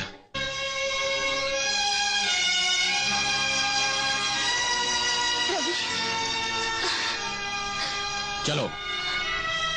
रवि, रवि, रवि, रवि, रवि, बेटा। सुनिए, वो कीड़ा नारायण भागने न पाए, उसे पकड़ लो। वो गद्दारी का कछुआ से खत्म कर दो, वरना सबके लिए खतरा है। ठीक है जीजा जी। तो ये हुआ साहिब, मैंने अपनी आंखों से देखा है साहिब। हमारी आंखों के सामने गजेंद्र सिंह ने राणा को बेरहमी से मार मार कर खत्म कर दिया साहिब, और मेरे को जुबान बंद रखने का धमकी दे दिया। और मैं जो गरीब, मौत के डर से पुलिस या कचहरी तक जाने की हिम्मत न कर सका। खूब, बहुत खूब, बड़ी अच्छी बनावटी कहानी घड़कर सुनाई है तुमने। लेकिन योर ऑनर, नारायण छोटे मोटे सीन बनाकर मुलजिम रवि को बचाने के लिए कानून को धोखा देने की कोशिश कर रहा है। नहीं साहब, मैं भगवान की शपथ खा के कहता है, हमने जो भी कहा वो सच कहा साहब। नहीं योर ऑनर, नारायण चंद पेट भरने के लिए भारती देवी के घर नौकर का काम करता है, इसलिए अपनी मालकिन का सुहाग बचाने के लिए वो अदालत में झूठ बोल रहा है। सीधी सी बात है योर ऑनर कि जिस जगह पे रवि ने भारती देवी से शादी की, वहां से टेलीफोन बूथ सिर्फ 150 गज के फासले पर है। फोन मिलने के बाद पुलिस को वहां पहुंचने में 15 मिनट लगे। अगर रवि चाहता तो सिर्फ 5 मिनट में शादी कर सकता था, लेकिन उसने ऐसा नहीं किया। क्यों? क्योंकि वो पुलिस के आने का इंतजार कर रहा था, और पुलिस के पहुंचते ही उसने भारती देवी के गले में मंगलसूत्र बांध दिया, ताकि वो खुद पुलिस को अदालत के सामने गवाह बनाकर पेश कर सके, और उसमें वो कामयाब हो गया। इसलिए योर ऑनर, मेरी अदालत से दरख्वास्त है कि इस पूरे वाकये को एक नाटक, एक ड्रामा समझा जाए, और मुद्दाई रवि पर कोई रहम न करते हुए उसकी सजा को बरकरार रखा जाए। उसे फांसी पर लटका दिया जाए जब तक कि उसकी सांस की आखिरी डोर न टूट जाए। That's all, your honour. ये सच है कि मुलजिम रवि ने भारती देवी से शादी की, चाहे जानबूझकर हो या अनजाने में, मगर डिफेंस वकील की दलीलें प्रोसिक्यूशन की दलीलों से ज्यादा मजबूत नहीं है। इसलिए रविशंकर, जिसने पहले अदालत में अपने जुर्म का इकबाल किया, बाद में इनकार किया, और अपने बचाव में जो बयान, जो सबूत पेश किए, वो अदालत को ठोस नहीं बल्कि नकली और बनावटी लगे। इसलिए अदालत हुक्म देती है कि जिन पुलिस वालों के कारण भारती देवी का नुकसान हुआ, उनके खिलाफ एक्शन लिया जाए, और अदालत रविशंकर की फांसी की सजा को बरकरार रखते हुए उसे इसी महीने की 26 तारीख को फांसी की सजा देती है।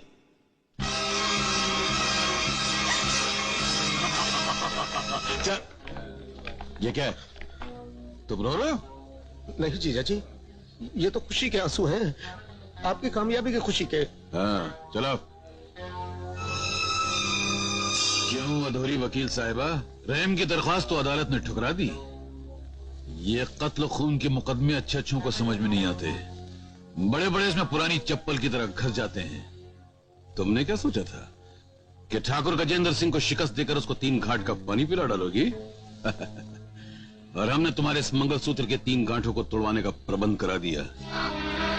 इस मंगलसूत्र में 3 गांठ 3 दिन की खुशी के लिए नहीं बांधी जाती ठाकुर गजेंद्र सिंह, बल्कि भगवान को साक्षी मानकर 100 साल तक साथ निभाने का सबूत है ये मंगलसूत्र। और अब यही मंगलसूत्र, यही 100 साल तक साथ निभाने का सबूत तेरा मजाक उड़ा रहा है। तू विधवा बनने जा रही है, कौन जाने अब कोई दूसरा तुझसे शादी करेगा या खुद किसी की रखेल बनकर रह जाएगी। हाँ, इस जोश, इस जवानी के जज्बे को ऐसे बेकार जाया मत कर। असली तरीका मैं बताता हूँ। मैं खुद कई दिनों से सोच रहा था कि तुझ जैसी किसी खूबसूरत चीज को अपने पास रख लूं। रह जा, तेरी मां का सिंदूर भी सलामत रहेगा। और शट अप! अगर रवि को फांसी हो भी जाएगी तो उसकी आंख बंद होने से पहले मैं तुम्हारी लाश शमशान तक पहुंचा दूंगी, याद रखना।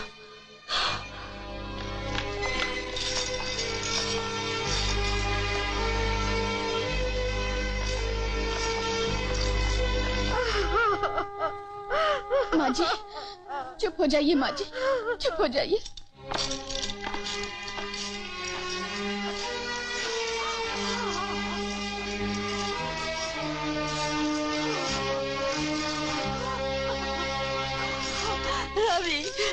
रवि मेरे बेटे। अब तक तुम्हारी आंखों में आंसू?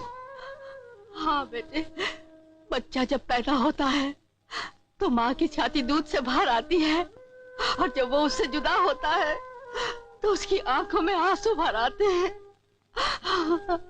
अगर ऐसा ना हो तो उसे माँ कौन कहेगा?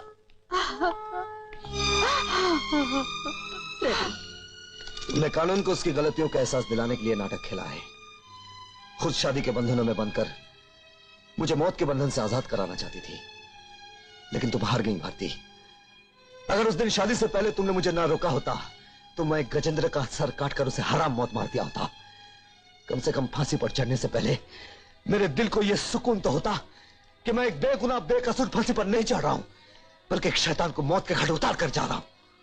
भारती जी, जिस दिन आपने रवि के साथ शादी की, थोड़ी देर के लिए ये खबर सुनकर मेरे दिल को बहुत दुख हुआ। फिर मेरे रवि को दोबारा जिंदगी मिल रही है तो ये सोचकर उस दर्द को खुशी से भुला दिया। लेकिन अब मेरा रवि जिंदा नहीं रहेगा। इस सच्चाई को कैसे बर्दाश्त करेंगे? कैसे बर्दाश्त करेंगे? भारती, जब तुमसे मुलाकात ना हुई थी तो एक बेगुनाह बेकसूर फांसी पर लटकाया जाने वाला था, लेकिन आज मैं एक बहुत बड़ा अपराध करके जा रहा हूं। जानती हो अपराध क्या है? आज मैं एक सुहागन का सुहाग उजाड़ कर जा रहा हूं। एक औरत जो बेगुनाह बेकसूर है, जिसने कोई अपराध नहीं किया, उसकी मांग का सिंदूर मिटाकर उसे विधवा बनाकर जा रहा हूं। इससे बड़ा जुर्म और क्या हो सकता भारती? इससे बड़ा जुर्म और क्या हो सकता? चलो।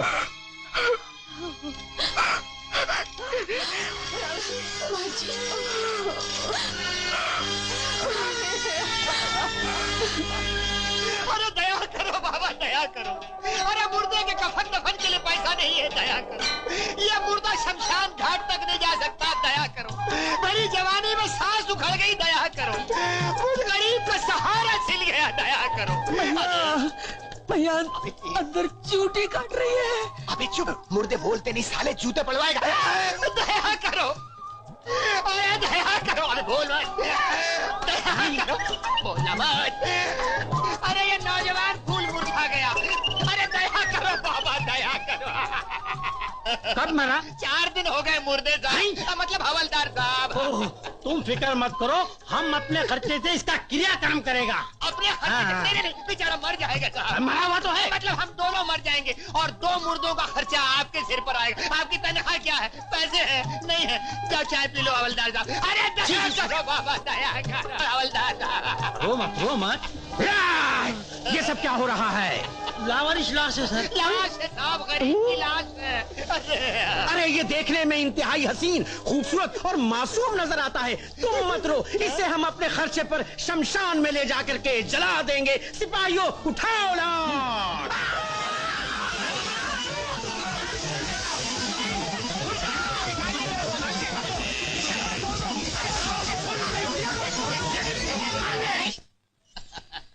अरे प्यारे ससुराल में वो देखो। ओहो, क्यों बड़े मियाँ, बुढ़ापा तो खुद ही जेल के बराबर होता है। जेल में क्या चक्कर चला रहे हो? कैसे आना हुआ? मैं अपने पड़ोसी की बीवी को लेकर भाग गया था। अरे ये तो जिंदा रहने का भी हक नहीं है, पड़ोसी की बीवी को लेकर भाग गए। क्या मैं बात नहीं हूँ? देख ऐसा सड़ा हुआ बूढ़ा मुर्दा शमशान घाट वाले भी जलाने को तैयार नहीं हुए। अपने आप को मर्द कहते हैं। केचुली बदल बूढ़े, केचुली बदल। पगला है क्या साला? अस्सलाम वालेकुम भाईजान। वालेकुम सलाम। वालेकुम। छोटे मियां, कैसे आना हुआ? खून, डकैती, बलात्कार किया होगा। सिर्फ चोरी। चोरी? 1 रुपया। खामोश, बदतमीज। 1 रुपए की चोरी करके ऐसा पोज मार रहा है जैसे रेल का इंजन चुरा लिया हो। अरे तेरी 1 रुपए की चोरी के लिए 1 कमरा, 2 हवलदार, 3 वक्त की रोटी। तेरे जैसे चोर इस जेल के लिए कलंक है। घुस के मर जा, इस पौधे में मर जा। हो जा हमारी नजरों के सामने से। तुझे चोरों की बिरादरी से अलग किया जाता है। खबरदार, खबरदार, जो चोरी के इज्जतदार धंधे पर कभी आंख उठाकर भी देखा तो दफा हो जाए यहाँ से। अंदर काम करने वाले को परेशान करते हो। मेरी दोस्त है। चलो दोस्त काम करके चलो। रवि भैया, दुनिया के उसूलों की गंगा उल्टी बह रही है। बेईमान मौज करते हैं और सच्चे को सूली पर चढ़ा दिया जाता है। अगर तुम जैसे इंसान को फांसी हो सकती है तो दुनिया के हर इंसान को फांसी दे देनी चाहिए।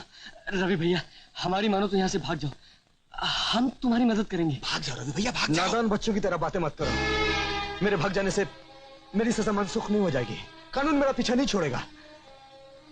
और फिर भारती की जिंदगी का क्या होगा? रवि भैया, ये जमाना शराफत का नहीं, बेईमानी का है। यहाँ देवता नरक में झोंक दिए जाते हैं और शैतान को स्वर्ग में बिठाया जाता है। पुराने जमाने में यमराज के पीछे पड़कर उसके आगे दामन फैलाकर सावित्री ने अपने पति की जान बचाई। आज के दौर में सावित्री जैसी भारती किस किस यमराज के पीछे पड़ेगी? किस किस यमराज से तुम्हारी जान की भीख मांगेगी? अरे भगवान ने इंसान को मौत देने के लिए एक यमराज पैदा किया है, मगर यहाँ तो सभी यमराज हैं। ये दुनिया यमराजों की बस्ती है। फिर कौन रहम करेगा? जरा सोचो, कौन रहम करेगा? कौन रहम करेगा? रवि भैया सोचो, सोचो, एक बार फिर सोचो रवि भैया, कौन रहम करेगा? कौन रहम करेगा रवि भैया? कौन रहम करेगा? सोचो रवि भैया, सोचो, सोचो, एक बार फिर सोचो रवि भैया।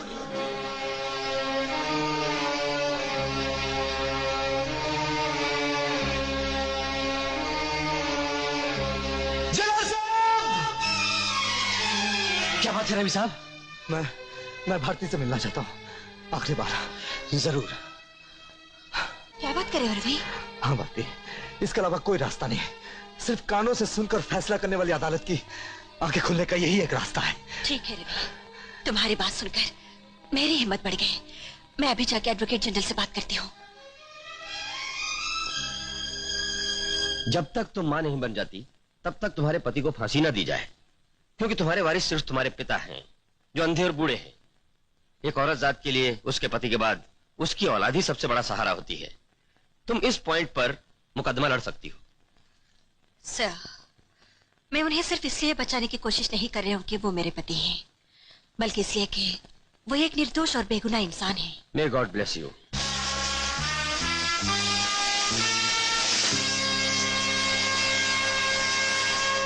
भारती बेकार की कोशिश कर रही है। प्रेसिडेंट उसे माफ नहीं करेंगे। क्यों नहीं करेंगे? क्योंकि रविशंकर ने इंटेंशनली जानबूझकर शादी की है। ये मालूम हो जाने पर प्रेसिडेंट मर्सी अपील कैसे मंजूर करेंगे? हो सकता है राष्ट्रपति रवि से ज्यादा भारती की जिंदगी और उसके भविष्य का ख्याल करके उस पर रहम करे। उसने रहम की दरखास्त में क्या लिखा है? यही लिखा है कि जब तक वो गर्भवती नहीं हो जाती और बच्चे को जन्म नहीं दे देती, तब तक रवि की फांसी रोक दी जाए। वाह वाह, क्या पॉइंट पकड़ा। पिछली बातें भूल जा गुरु, आज कुछ करते हैं। सच कह रहा हूँ भाई, बोतल की कसम।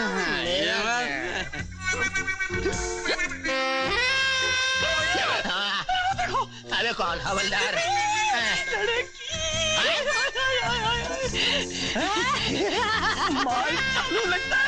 अब देखता क्या लपक ले।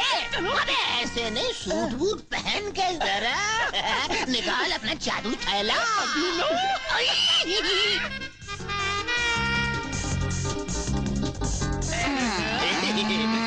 दया करो माई, दया करो। भिखारी नहीं है। माफ करना, साली आदत पड़ गई है ना। नेड। हेलो भैया, के लिए बोल रही है। हेलो नहीं, चलो। यहाँ क्यों लेकर आई हो रानी रूपमती? पहले तुम दोनों समुंदर में नहाकर नमकीन हो जाओ। उसके बाद नारियल के दरख्तों के पीछे सुनसान जगह में घुस जाएंगे। जल्दी करो। चलो भैया, भैया, दो भैया, एक दो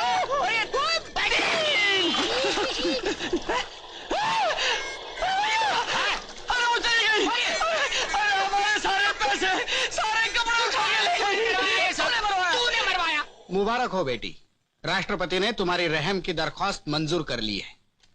तुमने सच्चाई की जज्बे से कानून को आवाज दी और कानून ने इंसाफ की जुबान में तुम्हें जवाब दिया।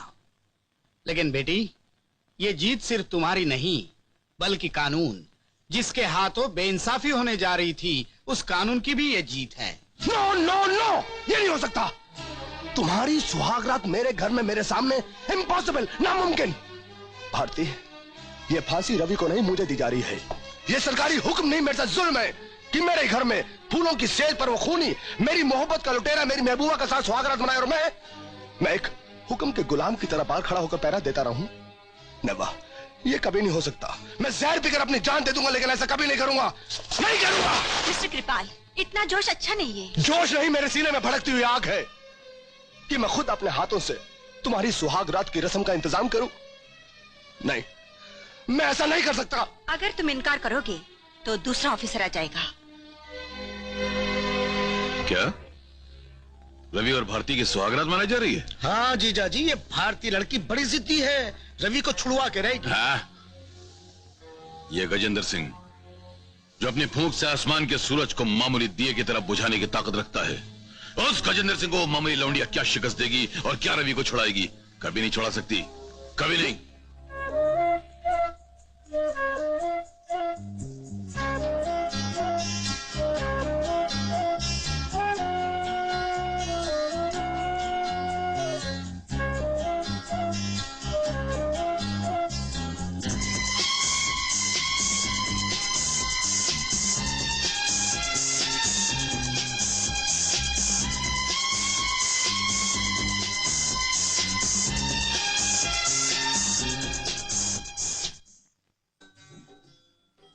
भारती!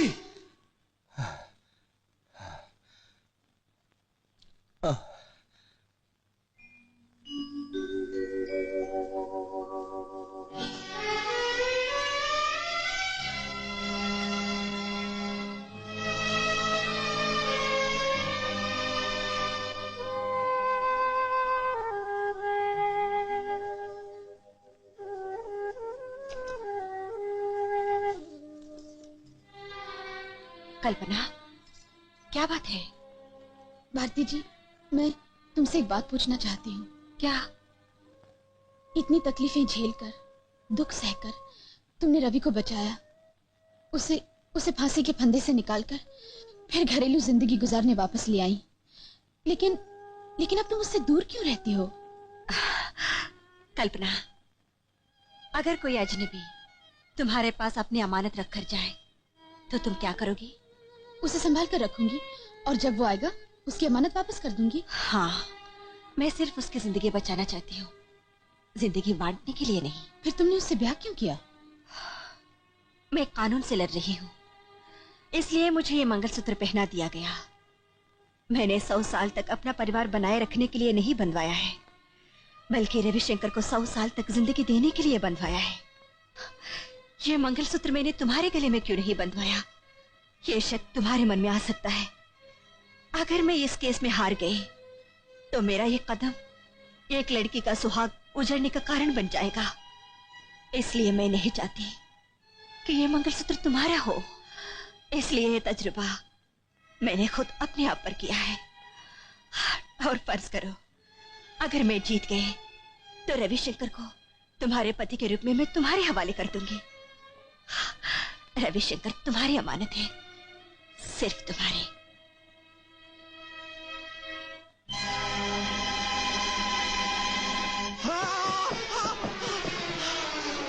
हराम, मेरे फेंके हुए टुकड़ों पे जिंदगी गुजारने वाले कुत्ते, तू अदालत में मेरे खिलाफ गवाही दे रहा था?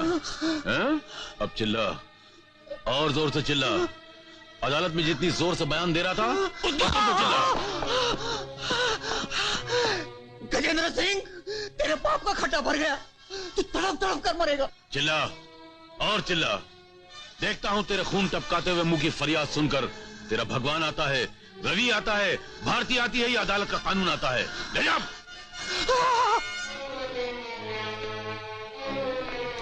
रवि, रवि, क्या हुआ? गजेंद्र सिंह के आदमी नारायण को उठा कर ले गए हैं।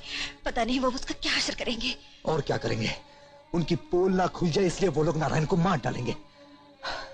इस केस में सिर्फ एक ही गवाह बचा था, उसे भी वो लोग उठा कर ले गए, लेकिन उसे मैं बचाऊंगा, मैं। मगर उसे बचाने के लिए तुम्हें बाहर जाना पड़ेगा। बाहर जबरदस्त पुलिस का पहरा है, पुलिस के कुत्ते भी हैं। जिनके पास हिम्मत होती है ना भारती, वो शेर से भी लड़ जाते हैं।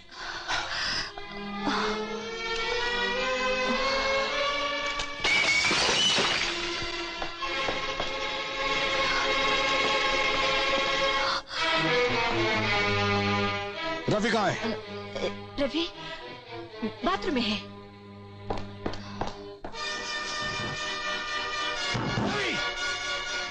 रवि! रवि!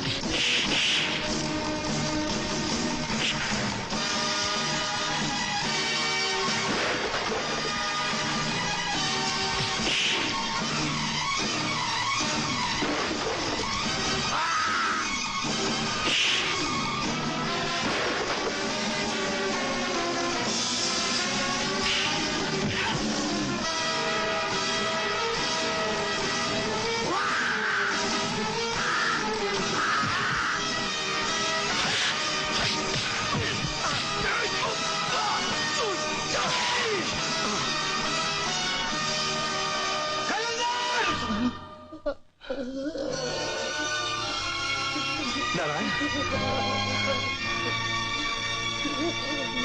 नारायण,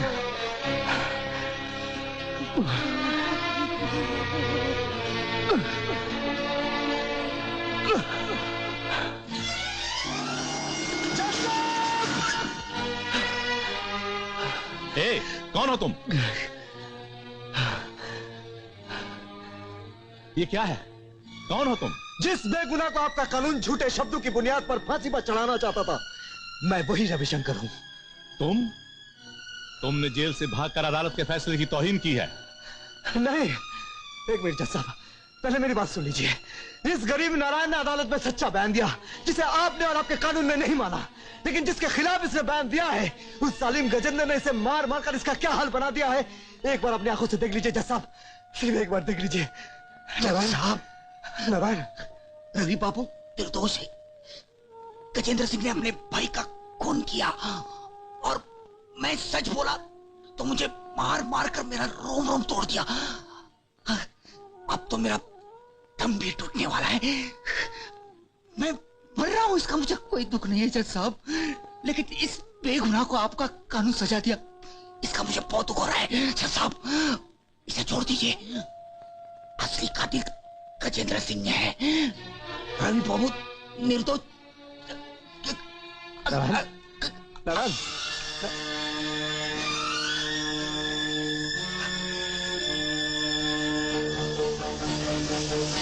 सुन लिया जज साहब, उस जालिम के जुल्म का शिकार कितने इंसानों को बताया जाए। इंसान जिंदगी भर झूठ बोल सकता है, लेकिन मरते वक्त उसकी जबान से सिर्फ सच निकलता है जज साहब, सिर्फ सच निकलता है। दुनिया कहती है कानून के सिर्फ कान है, आंखें नहीं, लेकिन मैंने आपको सच्चाई दिखा दी और सुना भी दी है। अब बताइए आपका फैसला क्या है? ये फैसला करने की जगह नहीं है मिस्टर रविशंकर, ये मेरा घर है, अदालत नहीं। किसको सजा देनी है, किसको बरी करना है, ये अदालत में फैसला किया जाएगा। लेकिन एक जज की हैसियत से मैं तुम्हें कहता हूं कि अपने आप को कानून के हवाले कर दो। नहीं सर, ऐसे नहीं।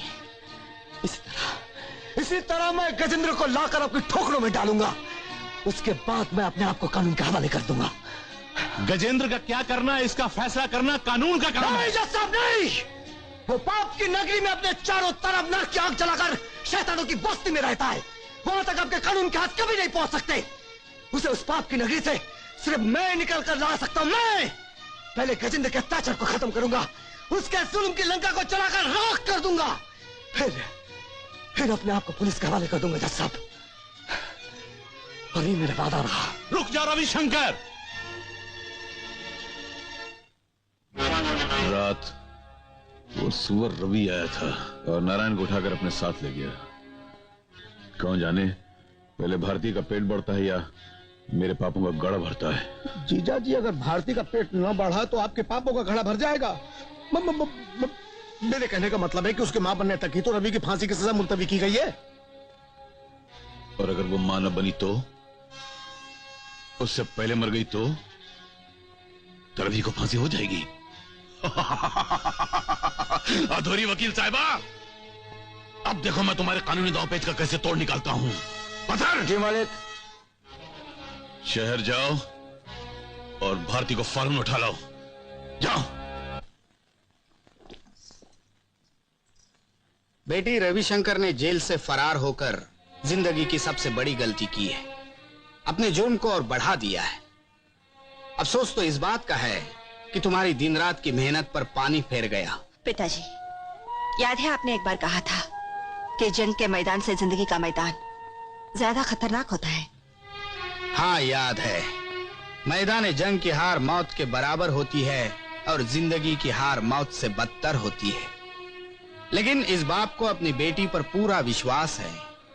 बाप ने मैदान जंग में कभी हार नहीं मानी, बेटी भी जिंदगी की जंग में कभी हार नहीं मानेगी। पिताजी, आपका आशीर्वाद। भारती, भारती क्या हुआ? तुम कहाँ हो भारती? कौन है? कौन है? कौन है?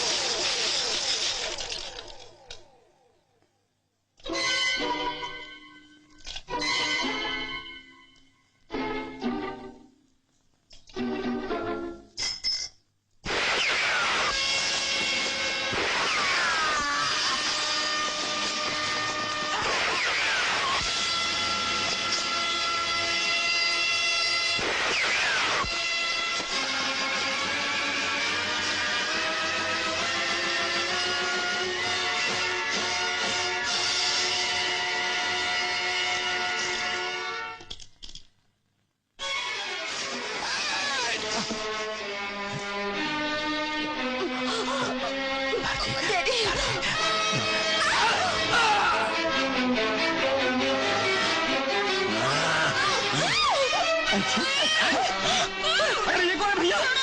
जटाधारी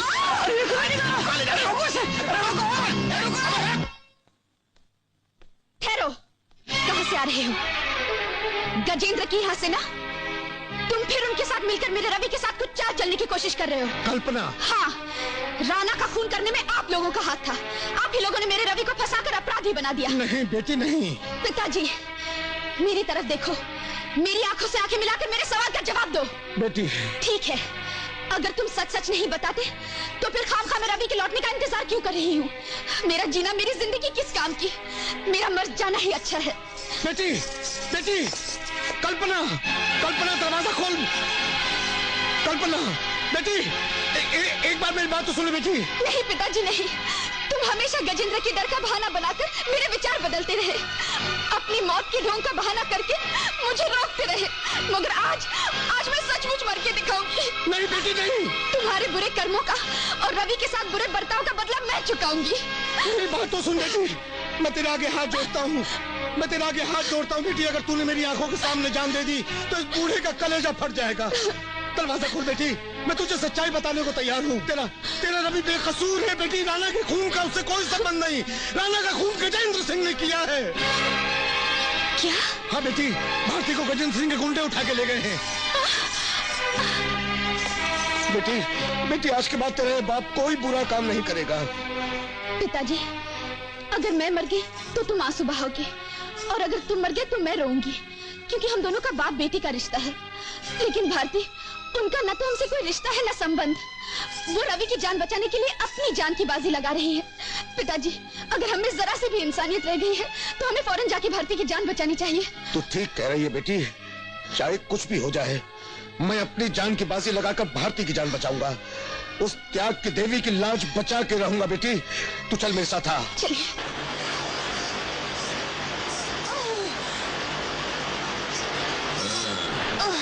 उस रोज कोर्ट के बाहर क्या चैलेंज दिया था? अपने पति की आखिरी सांस से पहले तुम मुझे शमशान घाट पहुंचा दोगी, वरना खुद अपने हाथों अपनी सुहाग का सिंदूर मिटा दोगी। कमीने, अरे अब तक तो मेरे पति को मेरे गायब होने का पता चल चुका होगा। वो यहाँ आते ही होंगे और आते ही तुझे जहन्नुम में पहुंचा देंगे। अरे यहाँ आते हुए मौत बांटने वाले यमराज को डर लगेगा तो मौत से भागा हुआ तेरा पति क्या आएगा? मैंने कदम कदम पर एटम बम जैसे खतरनाक आदमियों की दीवार खड़ी कर दी है। अगर उसने यहाँ आने की कोशिश की तो ऐसे जल जाएगा कि उसकी राख भी नहीं मिलेगी। दिया जब बुझने के करीब आता है तो जोरों से फड़फड़ाने लगता है, जैसे तुम फड़फड़ा रहे हो। और समझ लो कि तुम्हारी मौत बड़ी तेजी से तुम्हारी तरफ दौड़ी चली आ रही है। ले जा से।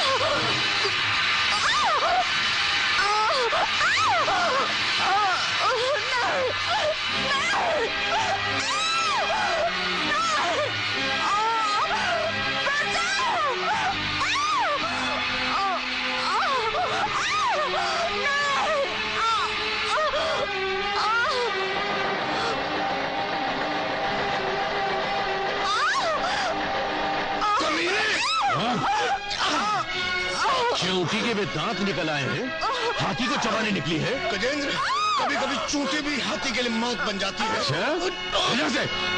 चल।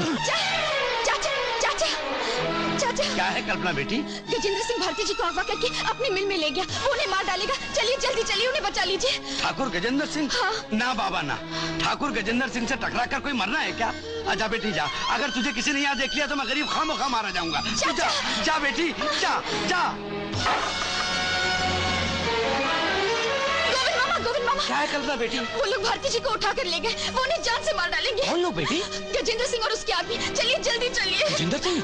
अरे बाप रे बाप। चलो बेटी, अरे अंदर चलो, अंदर चलो। गोविंद मामा, गोविंद मामा। दीपक भैया जल्दी चलिए। क्या हुआ कल्पना? गजेंद्र सिंह भारती जी को जान से मार देगा। भगवान के लिए उनकी जान बचा लीजिए। गजेंद्र सिंह, नहीं नहीं चल अंदर चल। चलो चलो। दीपक भैया।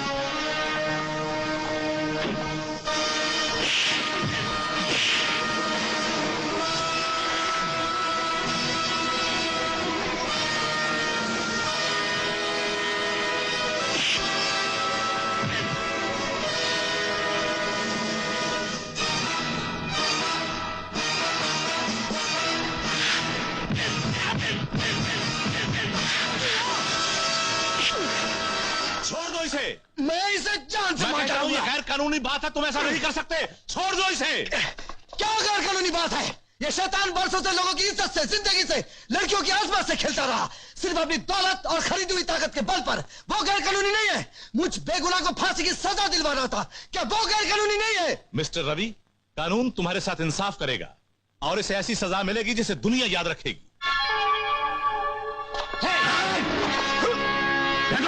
देखो वरना गोली मार दूंगा।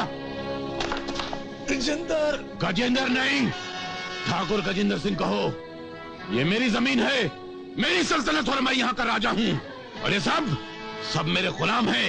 इनकी जिंदगी, इनकी मौत, इनकी इज्जत मेरे पैरों के नीचे, मेरे चप्पल के नीचे मसलने के लिए बनी है। और तू मेरे खिलाफ बगावत करता है? अरे तेरा बाप मेरी एक धमकी से मर गया था और तू मुझसे टकरा के बचेगा?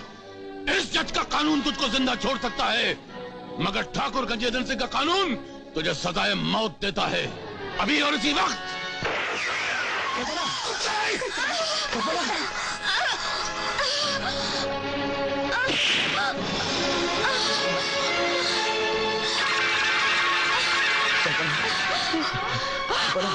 रवि, मुबारक हो भाभी जी, तुम्हारा तजुर्बा कामयाब रहा। रवि,